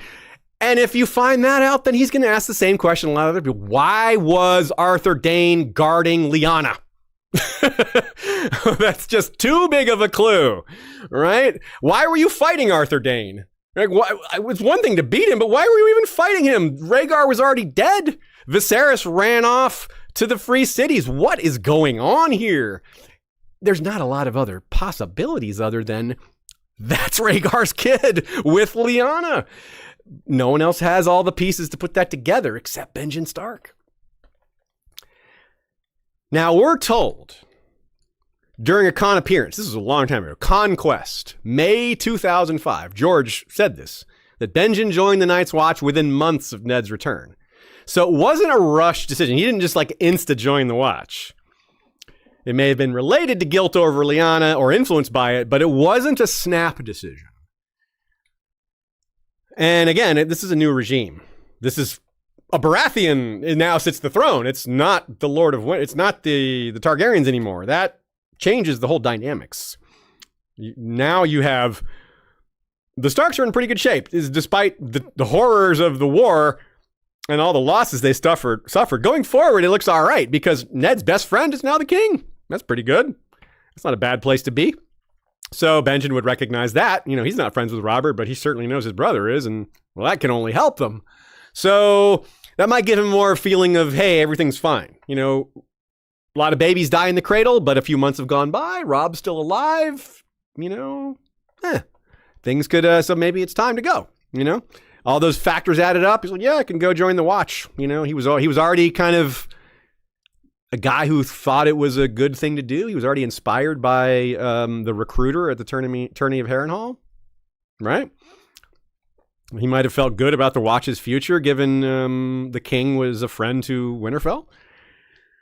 But yeah, we know Ned and Robert made up over Lyanna's grief, or Lyanna's death. Their grief brought them back together. What about Benjen and Ned? Like, I suggested that scenario where they just kind of look at each other and share knowing looks. But that doesn't have to be the end of it. They could still grieve over their sister without talking about what happened. And they may have shared that. They may have grieved alone. They may have knelt in front of the heart tree together, prayed in silence together. I don't know how they dealt with it. But I doubt they did nothing. And they're the two people alive at the time who knew Lyanna best. No one else in the world. Everyone else is dead. So, like, we're the only two left. We loved her the most. You would think they'd share that. But again, stoic men, maybe not. Maybe not. They're Starks, after all. There's even a chance that Benjen was blamed by Ned for his role. He might have, but I don't think so. I doubt it. I doubt that, if Benjen helped Lyanna escape, I don't think Ned would blame him for that. But maybe. It's possible. So as much as Ned loved Lyanna, it's very clear. Like, he gets so sad thinking about her. He almost cries. He becomes overcome thinking about the promise, about how much he loved her, about just everything. Benjen doesn't quite have the trauma of Ned because she didn't die in his arms. Like, that's bad. That's really terrible. But that doesn't mean he didn't love her more going into that. Like, again, there's a lot of evidence that Benjen and Lyanna were the closest pairing of those four siblings. That as much as Ned loved Lyanna, I think Lyanna and Benjen were even closer. Now, we can't just keep score here, like who loves who more. Like, that's kind of ridiculous. But still, I don't put much stock in. I love them more than you did. Like, that's like, what does that even mean? Only you can say who you love the most. It's your opinion. You get to say that. No one else can tell you who you love the most.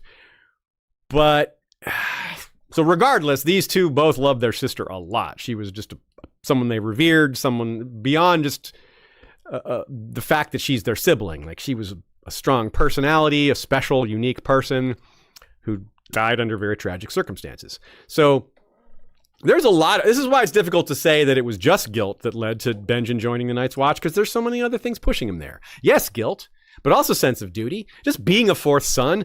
Lots of Starks joined the Night's Watch. Maybe not a lot, but it's not uncommon. His skill set, like he seems to just be a natural at it, and he probably recognized that. And then just, the old concept of hearing the call. Like it's his beck and call. Like you hear that about a lot of professions. Some doctors, some nurses, they're teachers, you're just kind of born that way. That's where your life gravitates. It's like you are focused on that. You kind of feel like you're born to it. Benjen Stark seems like he was born to be a ranger, like his skill set, everything, his talent, all that. So let's get into that. This next section is called First Ranger. It's not unusual for a Stark to take the black, like I just said, but that doesn't make it ordinary either, right? It's not like every generation doesn't have Starks joining the Night's Watch. But the fact that he's so good kind of obscures this even further. It does make him seem like he was born to it. Like I said, he's a natural at it, which he shows a lot in common with Jon Snow, or rather, Jon Snow has a lot in common with him. Jon Snow was restricted from ranging because, this could be your first mission? That's a bit much. But then when he is allowed to go off with Qhorin, he is a natural too. He's good at it. Of course, Ghost helped as well. Benjen didn't have that leg up, that wolf up. But still, Jon was still good at it from the get-go. He had the right attitude. He's brave. Anyway, let's look at the circumstances. Why take the black? It seems obvious that Benjen would be devastated by the loss of the sibling that he spent the most time with, but because of that role in her disappearance, you could see how this all comes together. We also, to expand on this idea, the idea that Benjen helped is supported by the idea that no one else would. Even though we have Lyanna's strong personality, Benjen wouldn't have to fear the same consequences that, say, Winterfell guards would. If Rickard Stark finds out that they allowed or even just failing to stop her would be grounds for punishment. Like they had a job to do, they didn't do it. Lyanna ran off, they were supposed to prevent that from happening. Benjen's not going to get punished to the same degree that these guards would. They're adults who had a job. They might be fired or sent to the wall, so they wouldn't go along with it most likely. They wouldn't be talked into it. They couldn't be cozened into it, no matter how hard Lyanna is to resist. On the other side of that is execution, firing, taking the black. Yeah, sorry, Lyanna. You might be strong-willed and authoritative, but I don't want to take the black or be executed by your father. Your father's even stronger than that. So, but Benjen's not in that case, right? Not that situation. So, and again, backing up a little farther, when we talked about Jon and his joining of the Night's Watch, it's like you shouldn't join this young. That's when Benjen joined, roughly. I mean, they couldn't have been more than a year or two apart when Benjen joined. So he really knows what he's talking about. When he tells Jon, maybe you should wait a little while, he's speaking from experience. He doesn't say that, but we know it. We know it's true. Maybe he should have told Jon that he's speaking from experience, but he didn't. Yeah, and that's, of course, remember our oldest estimate for Benjen puts him at that age. If he's younger, then he's even closer to Jon's age. Or maybe even younger. Probably not, but it's possible. All right, now the mystery. Let's get into the missing part. Let's get into that. Where in Westeros is Benjen Stark? Well, beyond the wall, of course, but beyond that, beyond the wall, it's perhaps the first mystery that we're really given, other than who the heck are the others, And it's not just how it might be resolved to this mystery of missing Benjen, but why? What's the purpose of Benjen being missing, narratively speaking? Why is George stringing us along for so long? What sort of information or reveal or both will Benjen provide to us by returning? What is he going to mean to the story by coming back? First, just to get it out of the way, I find very little of use in the show's portrayal of Benjen. in their case, like, oh, he's not gone forever. The only thing it really reveals is that he's coming back, which is, we knew that already. All he did was save Jon and Bran in order. Like, he saves Bran and company, then he saves Jon just from drowning or from whites. It's like, that's all that just to save them? I don't think so. He doesn't explain anything about Lyanna, nothing about Jon. There's nothing about the nature of the others really that we can really be sure is book accurate. So there's only a little bit of explanation as to how Benjen is even walking around at all. That's the only thing they really get into, and it isn't necessarily transferable to anything else. So we can just kind of throw that away. Like, I think it's going to be explained differently in the books. Kind of like Cold Hands, but not exactly like Cold Hands. And let's not forget, we know for an absolute certainty that he is not Cold Hands. Which brings us to another reason why Benjen won't just show up to save them. Cold Hands already did that in the book. Cold Hands showed up at the last minute to save Bran and company from the Whites right outside of Bloodraven's cave. Is Benjen going to show up to do the same exact thing as they're leaving? I don't think so. That's just bland, right? That's just like using, like, what's the point of that? There's got to be more. Yes, he could save them, but that can't be the only thing he does. He's got to also provide information, knowledge, something.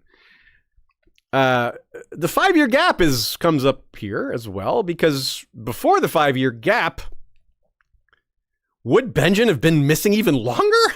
Would this mystery stretch out for 5 whole more years? Or would George have written it differently with Benjen coming back? Because damn, that's a long time, right? It's crazy.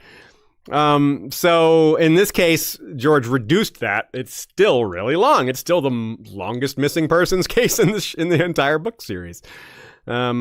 And long enough that it becomes very dubious that he's survived by non-supernatural means or without help from supernatural beings like the Children of the Forest. So just to recap briefly why he left on this ranging that led to his disappearance, you got a lot of problems facing the Watch that are building up and sort of reaching a climactic point here. Rangers disappearing, then more Rangers disappearing with people like Garrett fleeing, and that's alarming because Garrett's a 40-year veteran and he's so frightened that he can't even like speak, competently. He's just mad, basically. So Benjen had to figure all that out. It's his job. This next section is called Back in Black. So these are some ideas of what could happen. He could reappear to help George or to Bran or Jon, but what else could it be? There has to be a reason George hasn't had anyone find him, alive or dead or otherwise. Otherwise, that fits really well, doesn't it? Otherwise. So it can't just be where's Benjen. That can't be the whole mystery.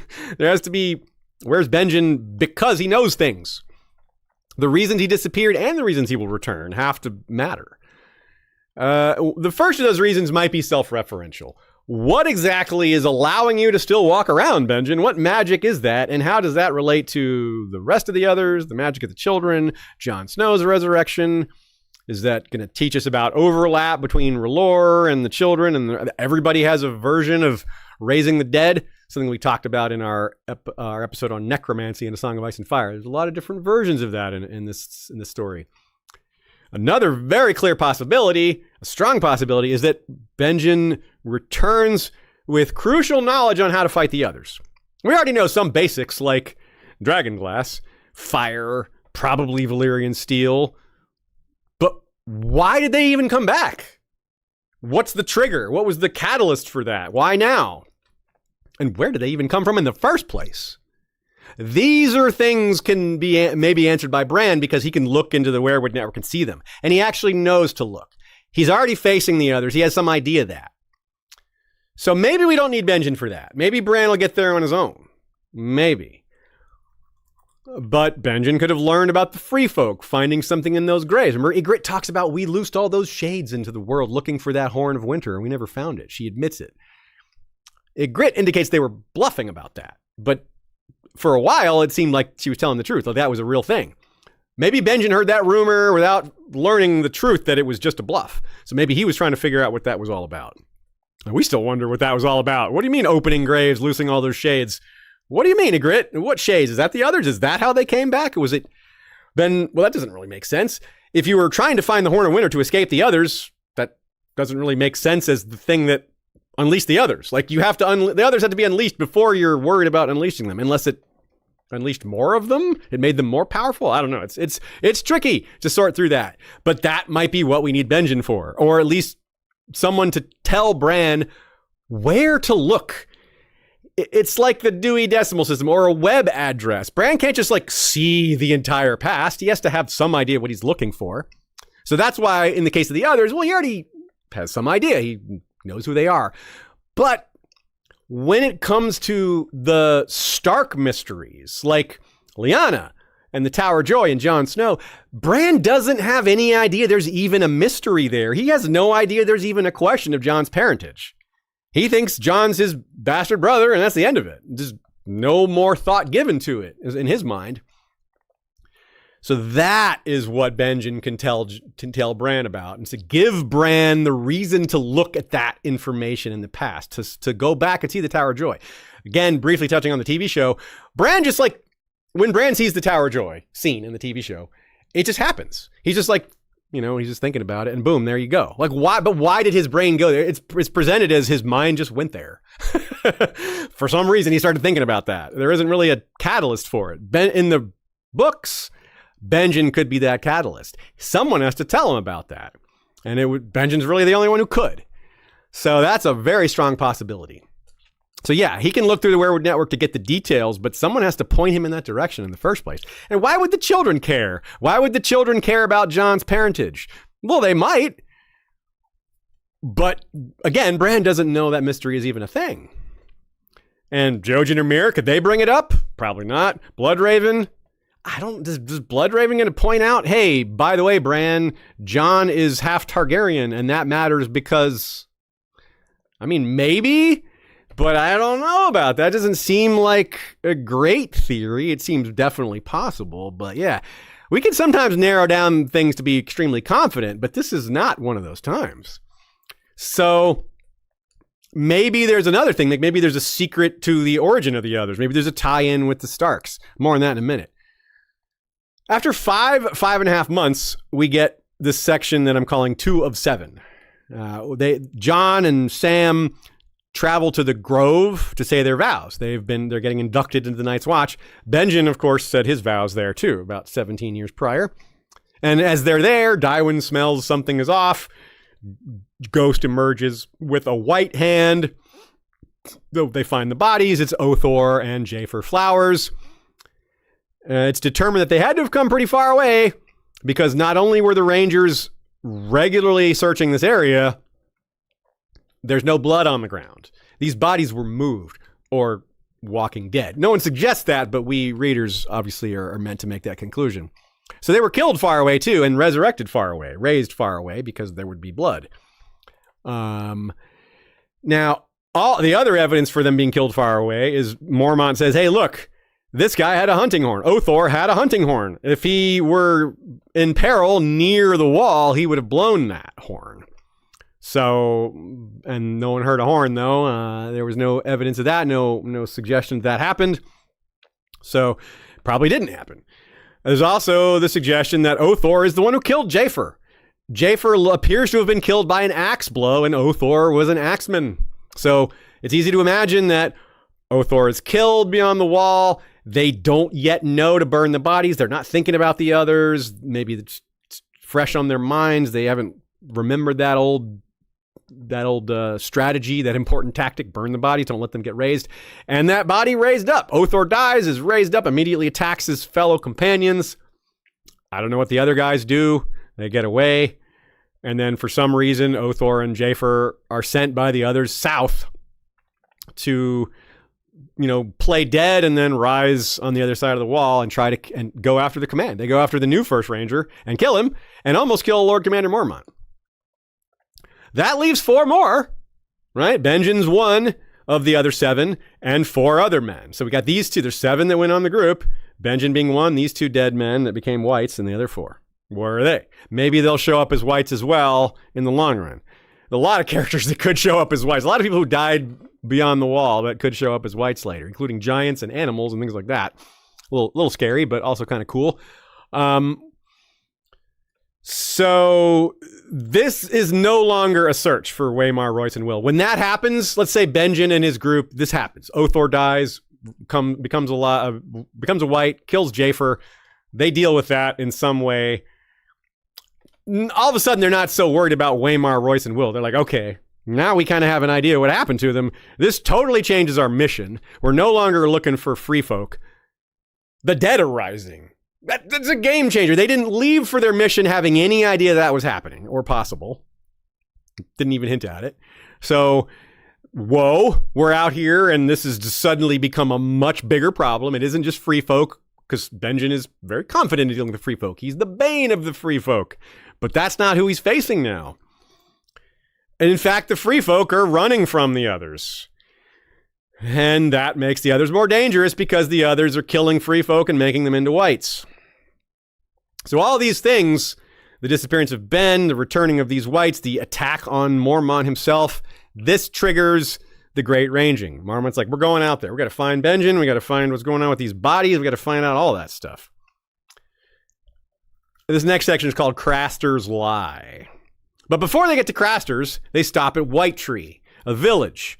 This village has a connection to Craster because Craster's mother was born there or lived there. But like every other village, White Tree is empty. And that is scary and confusing. Quote, "If my uncle found all these villages empty as well," he would have made it his purpose to learn why. Lord Mormont finished for him. And it may well be someone or something did not want that known. So no longer is Mormont just dancing around, what else could it be? Something or someone. He's openly stating that this could be the supernatural enemy, something not the wildlings, right? That is not the language he would use if he thought it was the free folk. He wouldn't say something did not want that known. The wildlings aren't things, not even to him. Now, we do know that the free folk are massing in the mountains to make an army capable of punching through the wall to escape the others. So there's some expectation from the Watch that, well, if Benjen was killed, it might have been relatively close. He may have been fleeing and was caught before he could escape, like Othor and Jafer. One suggestion is that the other 5 were killed. Othor and Jafer got away, but were also overtaken eventually. So they go follow this path. They go to White Tree. They keep following, go northwest. They hit Craster's. Now, Craster says he hasn't seen Benjen in 3 years, which is very sketchy because there's a certainty, given the path Benjen was going on, that he would pass by Craster's. And Thorin Smallwood says this out loud. He's like, he should have passed by here. They're like, they're not so sure Craster's telling the truth. And we know almost for certainty that he was lying. Mormont says Benjen was looking for Waymar Royce. He says was looking for Waymar Royce. Craster refers to them. He says, oh yeah, them I saw. Garrett, he wasn't so bad for a crow. I liked him all right. So how do we know he lied? Well, he knows Garrett was executed. How did he learn that so fast? How did he learn Garrett was executed so fast? He even knows that his head was cut off. It's very hard to imagine how he learned that so quickly without it being Benjen's group telling him, right? You could say, well, what about the other Rangers that went out after in search of Benjen? They didn't necessarily go that far, and there's no mention of them visiting Craster either. They don't seem to have come this way. They seem to have been searching in other places. Now, that would be weird if they knew he went that way, but maybe they just bypassed Craster's and just said, yeah, screw it. We're going past and keep looking. There is another explanation. It's a little thin, but it's possible. Mance was at the welcome feast, right? He was there. He snuck into Winterfell when Robert and Cersei and everybody was there. This is something we learn much later, of course, but he says enough detail that we can believe him. It's like, okay, this is not a lie. He knows too much about what happened there for him to be making this up. Now, so he could have learned about Garrett being executed just from the gossip there, from being on that side of the wall. There's plenty of ways he could have heard that. Now, he wouldn't have told Craster, though. Craster hates Mance, and Mance hates Craster. Remember what happened when Mance sent an envoy to Craster to tell him to join? Craster cut his tongue out and nailed it to his door. But Mance doesn't have to tell Craster directly. Mance can tell other people, and other people could tell Craster. The telephone game can happen. And that's why I said this is a bit thin, because, well, the timing isn't great. This happened, this isn't that much time has passed. And we know that the Night's Watch talks to the wildlings sometimes, but that's a little thin too. So Craster probably lied. He probably did see Benjen. But why? Why did he lie? What's the point of lying? What is he concealing? Could he have sold out Benjen to the others somehow? That's possible. Like if Craster is somehow able to communicate with the others, and that's how he's giving them children, the boys, then maybe he can give them this kind of info too. I don't know. Maybe. Definitely possible. But why would he need to lie about that? Why need to say, yeah, I saw him. He passed through here. And then I don't know what happened after that. If the others killed him, that wouldn't lead back to Craster. They would the others killed him. That's your fault. Like, why would they blame Craster for that? So it's a little odd that I can't quite figure that out. Why Craster would lie? Because he wouldn't be blamed for it if he told the truth, but it's very peculiar. I don't have an answer there. I'm a little lost on that one. Let's have our quote of the week. It's Between Two Fires by Christopher Buehlman, a really excellent gothic horror fantasy novel that takes place during the Black Plague. Here we go. Delphine awoke alone in the cart, her heart racing from a dream that a devil was in Auxerre turning people into puppets. In the dream, she was able to stop it, but the devil, who had too many eyes, was very angry, and it chased her. That was when she awoke. She knew the dream was true, but she was very frightened and pulled the blanket over her head. Then she thought of her father and mother, and of how she would have felt to see either of them turned into a devil's plaything. She gathered her blanket around her, meaning to set off down the road, knowing she didn't have much daylight in which to walk the last few miles. An angel was sitting on the back of the mule, facing her and wringing its hands. It was the same one she had seen in Normandy. It was the saddest she had ever seen an angel look. It told her to stay in the cart, speaking as if every word hurt it. Why? She said. She would only make things worse, it said, however noble her desire was. Getting to Avignon was all that mattered. Is a devil going to Auxerre? Yes. A very strong one is already there, and another is coming. Who will help the people in the town? Will you? It hung its head. It was a minor angel, made better at messages than war. The strong ones were fighting in heaven. Delphine thought, from the way the angel spoke, that this fight must not be going very well. I like to read a book the first time and then listen to it the second time. I feel like that covers the bases for the way my brain works. I might catch things differently audibly than with my eyes, two different methods, kind of slightly different results. It works pretty well for me. So I recommend that for y'all. Maybe you try that out. If any book you like is good enough to reread, then, well, get the physical copy and then maybe get the audio version on Audible. And you can get either of those through the links on our website, historyofwesteros.com. You can shop anything on Amazon. Audible is owned by Amazon through us. And anything you buy there, we get a little kickback. It doesn't cost you any extra. So it's a great way to support the show. If you're going to shop on Amazon, might as well help us out in the process. And this is a great book. I love mentioning these books that I mentioned. These aren't just like attempts to sell books. Sure, we want to sell a few books, but mostly these are just cool books I want y'all to read. We don't sell very many of these. It's very little of these actually get sold through us. So it is mostly just about, I want to share books that I really like. So yeah, check out Between Two Fires if that quote moved you or if one of the other quotes I've read did.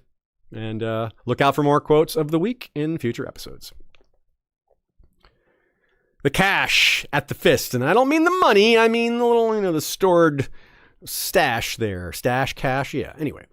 So after Craster's, they continue northwest and get to the Fist of the First Men. And of course, that's as far as they go. In fact, not long after, they flee back south much quicker than they arrived. At one point, Mormont points out that they've made enough noise and set enough fires to alert Benjen of their presence.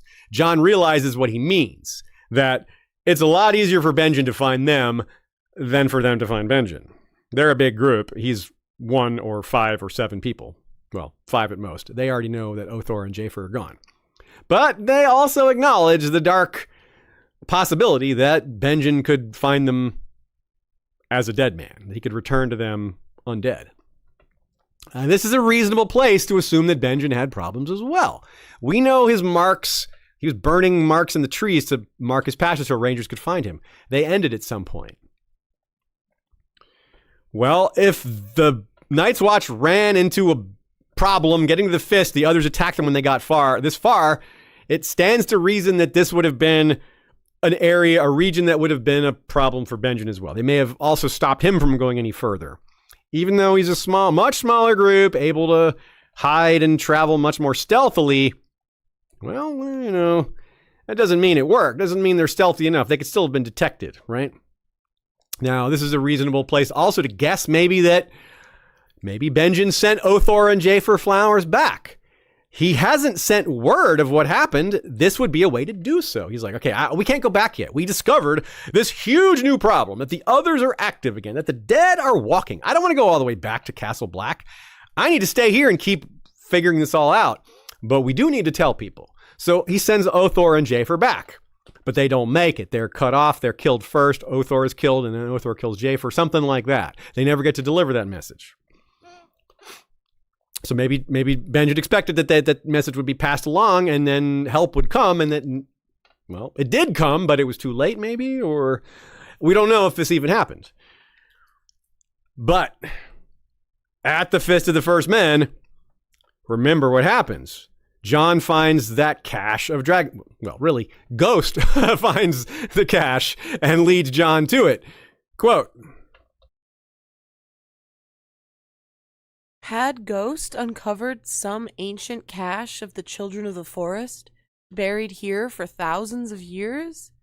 The Fist of the First Men was an old place, only beneath the dragon glass was an old war horn, made from an oryx horn and banded in bronze. Jon shook the dirt from inside it, and a stream of arrowheads fell out. He let them fall, and pulled up a corner of the cloth the weapons had been wrapped in, rubbing it between his fingers. Good wool, thick, a double weave, damp but not rotted. It could not have been long in the ground, and it was dark. He seized a handful and pulled it close to the torch. Not dark, black. Even before Jon stood and shook it out, he knew what he had. The black cloak of a sworn brother of the Night's Watch." Of course, the cache has arrowheads, a few spearheads, a couple dagger blades, things like that. Good stuff, useful stuff. It's probably not Benjen's cloak because he would need it. So it could have come from one of his men, one of the ones who died maybe. Now, I tried to find evidence that Jafer Flowers or Othor were missing their cloaks, but it's just not mentioned. There's a theory, an alternate theory, that Cold Hands was responsible for this cache, i.e. he was guided by Bloodraven to put it there. And if Cold Hands was in this area, then, that he could have run into Benjen. That would be quite a meeting. Cold Hands could even have been one of Benjen's men. Probably not, but there's a chance, I guess. Another possibility is the children themselves. The children left this cache for the Night's Watch to fight the others, who they knew that would happen. They're like, well, these guys are about to be in big trouble. Let's try to arm them. But that doesn't really work very well. Where would they get a Night's Watch cloak, right? Maybe from a body, but why would they bother? Why just bury it? Like, you don't need the cloak. That's not a crucial part of this. The cache is what matters. And also the horn. The horn is very curious. What is that horn doing there? Why would the children put a broken war horn there? And if it's the Horn of Winter, a lot could be explained by this. Benjen, picture this. He's out there. He's being chased. He thinks he's got the Horn of Winter. Maybe the same thing that the free folk were looking for that Ygritte says they were trying to find. Maybe he got it before them somehow, but he can't risk them getting it from him. He's in peril of being captured. So he places it at the Fist of the First Men with dragonglass weapons. Well, I don't know where those came from. So maybe he did run into the children and they all conspired to do this with some plan of both of their makings.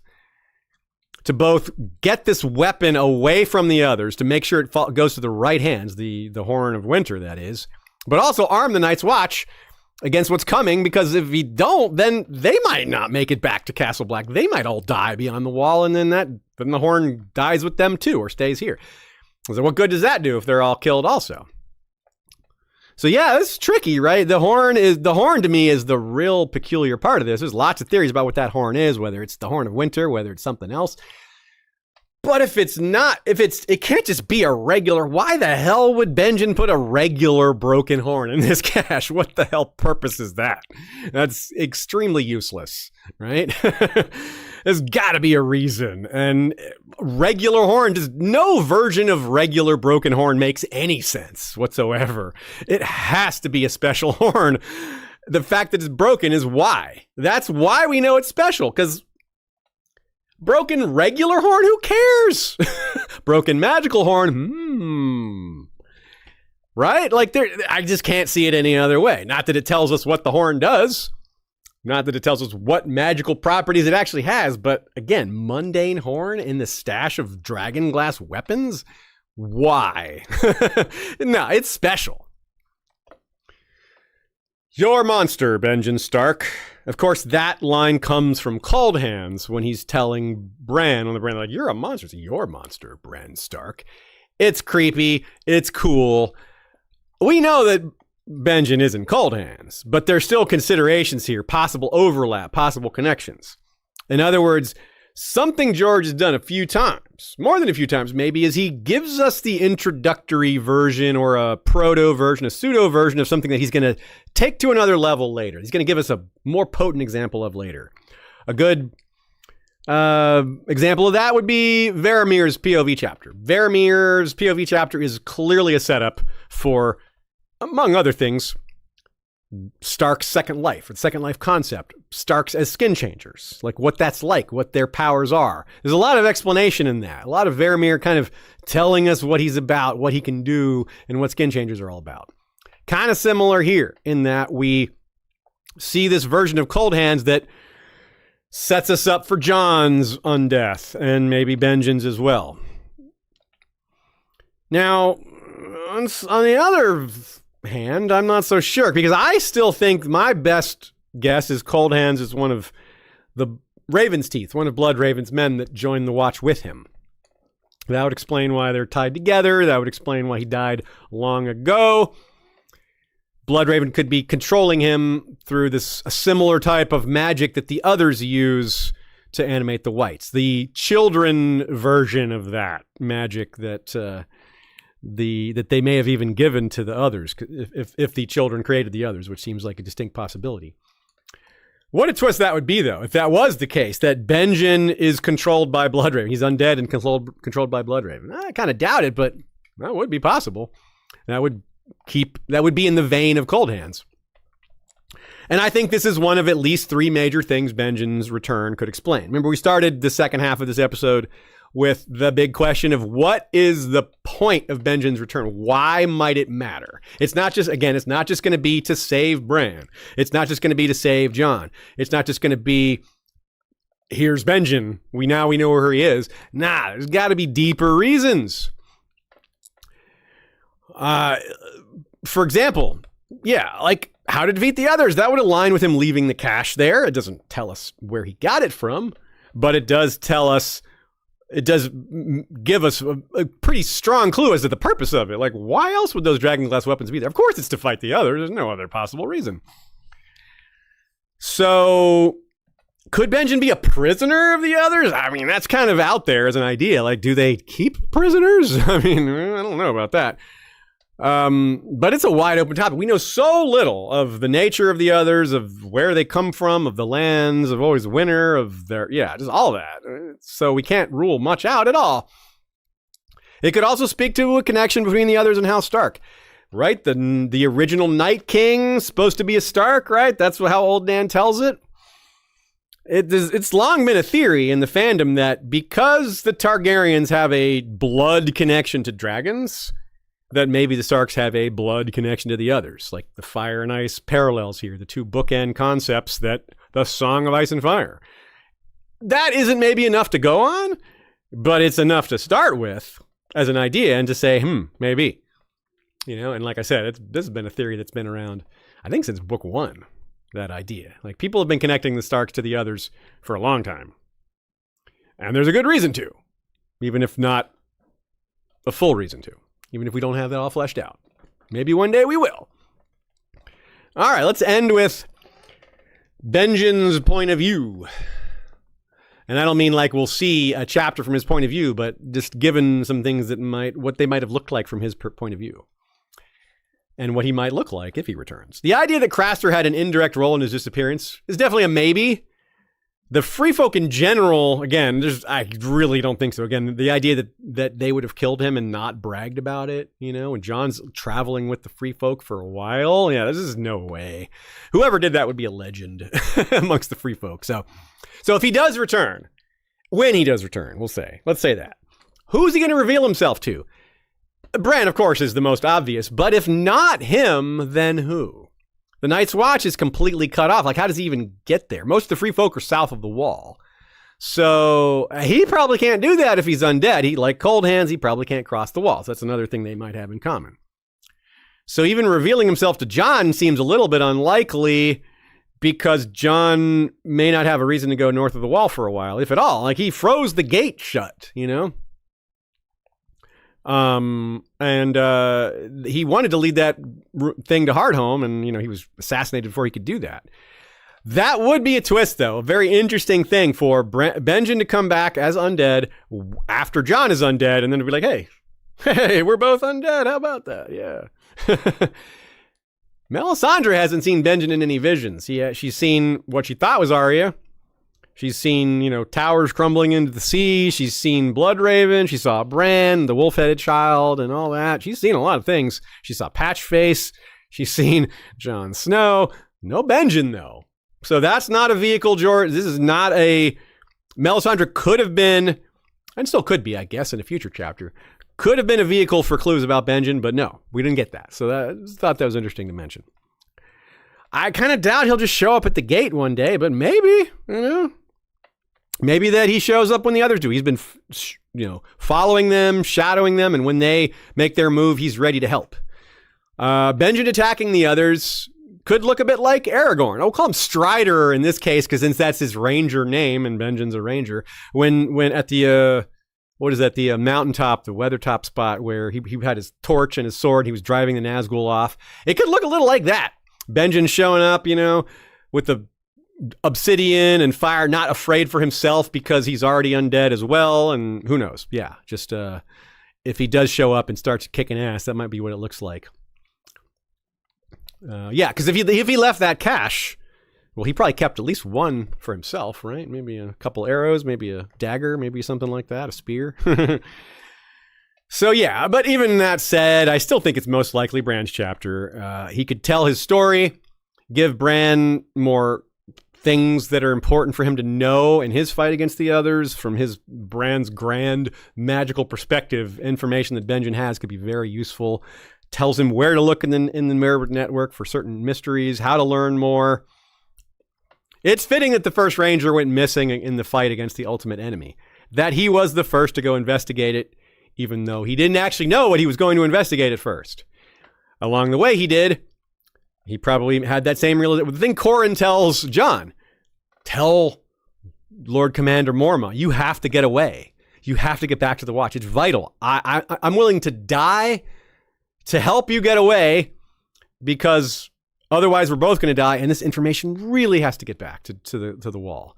That could be a model for what Benjen was thinking when Othor and Jafer Flowers got so close to getting back to the Wall. They may have had that vital information that he wanted to pass on. So if Benjen died for this, if Bran realizes that, discovers that, it'll be all the more motivating for him to honor his uncle's sacrifice, that he died for this, and that the Starks are, it's up to the Starks to make sure that the North wins, that the others are not victorious. Yeah, I don't even really entertain the notion that Benjen won't reappear. I think that's just, no way. I think most of you, if not all of you, agree with that. George is not going to hasn't let us forget about it. He keeps mentioning him. That's not something you do if you want us to forget about him, if he's never going to reappear, that just would be such a weird thing to do narratively. Like, yeah, where's Benjen? Where's Benjen? Where's Benjen? Book ends, series ends. Where's you never told us where Benjen was, you know? That most recent mention of Benjen is the vision of young Benjen in Bran's mind, in his in this collection of visions. That's very telling. We see a young Benjen with Lyanna. That's just meaty stuff right there. So yeah, we are not done with this character. He's out there. Don't forget to hit us with your Benjen theories. We're on Discord. We're on Facebook. We can send us a message directly, westeroshistory@gmail.com. And you can interact with us on Blue Sky. Shea put up a poll here and you get the results. That's cool. 171 votes. Is Benjen alive? Alive 40%, undead 37%, dead 21%. That doesn't add up to 100, but it's close. I guess we got half percentages there. Anyway, that's great. I like that. I'm in the undead camp myself. My vote would go towards that one, with alive being next and dead being the least likely. If he is dead, he's going to be raised. It's only temporary. He's not just going to be found dead, unanimated, and that's the end of it. I seriously doubt that. But hey, you never know. Our trivia question was, what term does Mira Reed use to refer to Benjen? And this is when she's telling Bran the Tournament of Harrenhal story. She refers to Brandon as the Wild Wolf, Ned as the Quiet Wolf, Lyanna as the Wolf Maid, and Benjen as the Wolf Pup. Congrats to anyone who got that one right. A lot of episodes that relate to this one that we have in our catalog already. Of course, the abduction of Lyanna Stark episode, that's perhaps the most relevant. Also, our necromancy in A Song of Ice and Fire one, that is a big one. Same with our execution of Brandon and Lord Rickard by Mad King Aerys. That gets into the whole other angle to Lyanna's disappearance and the fallout from that, which obviously Benjen is tied to in a few different ways. We have an episode on the Neducation, young Ned, which of course ties into Benjen as well as the rest of his family. We have that episode, Craster and the Cold Gods, which gets into the issue of Craster and his whole deal and what's going on with that and him and all, yeah, that business. And we have one called The Curious Case of Cold Hands. That obviously relates to this one too, for a lot of reasons. We have an episode on Hardhome, which maybe is a little far afield of this one, but it might have a connection. Who knows? Maybe we'll learn more about that. And we have that episode called The Missing, where we deal with a lot of other missing characters besides Benjen, who gets a brief mention alongside so many other characters that we flesh out completely in that episode. Thanks again, everybody. We really appreciate your support, your patronage, your telling of your friends about us. I've said it a million times. I'll say it again. There is nothing better than that. Word of mouth, you telling your friends about us is the best and best way for us to get new listeners, because you are trustworthy to your friends, I would assume, and your advice, your suggestions are something that they will take above just about anyone else's. So we do rely on you for that, and we thank you for that and for listening or watching and any other interactions you have with us. We're very grateful. Thanks as well to Nina for her great notes today. She often has such great notes. This day was no exception. Thanks to Joey Townsend for our theme music, and Michael Klarfeld for our intro and the maps you see behind me. Get his maps at klaradox.de. It's klaradox.de. You can get the files downloaded. You can print them out yourself. It's pretty cheap that way. And that's it. I'm Aziz. On behalf of Ashea, we'll see you next time, and you know what to do. Until then, Valar, reread us.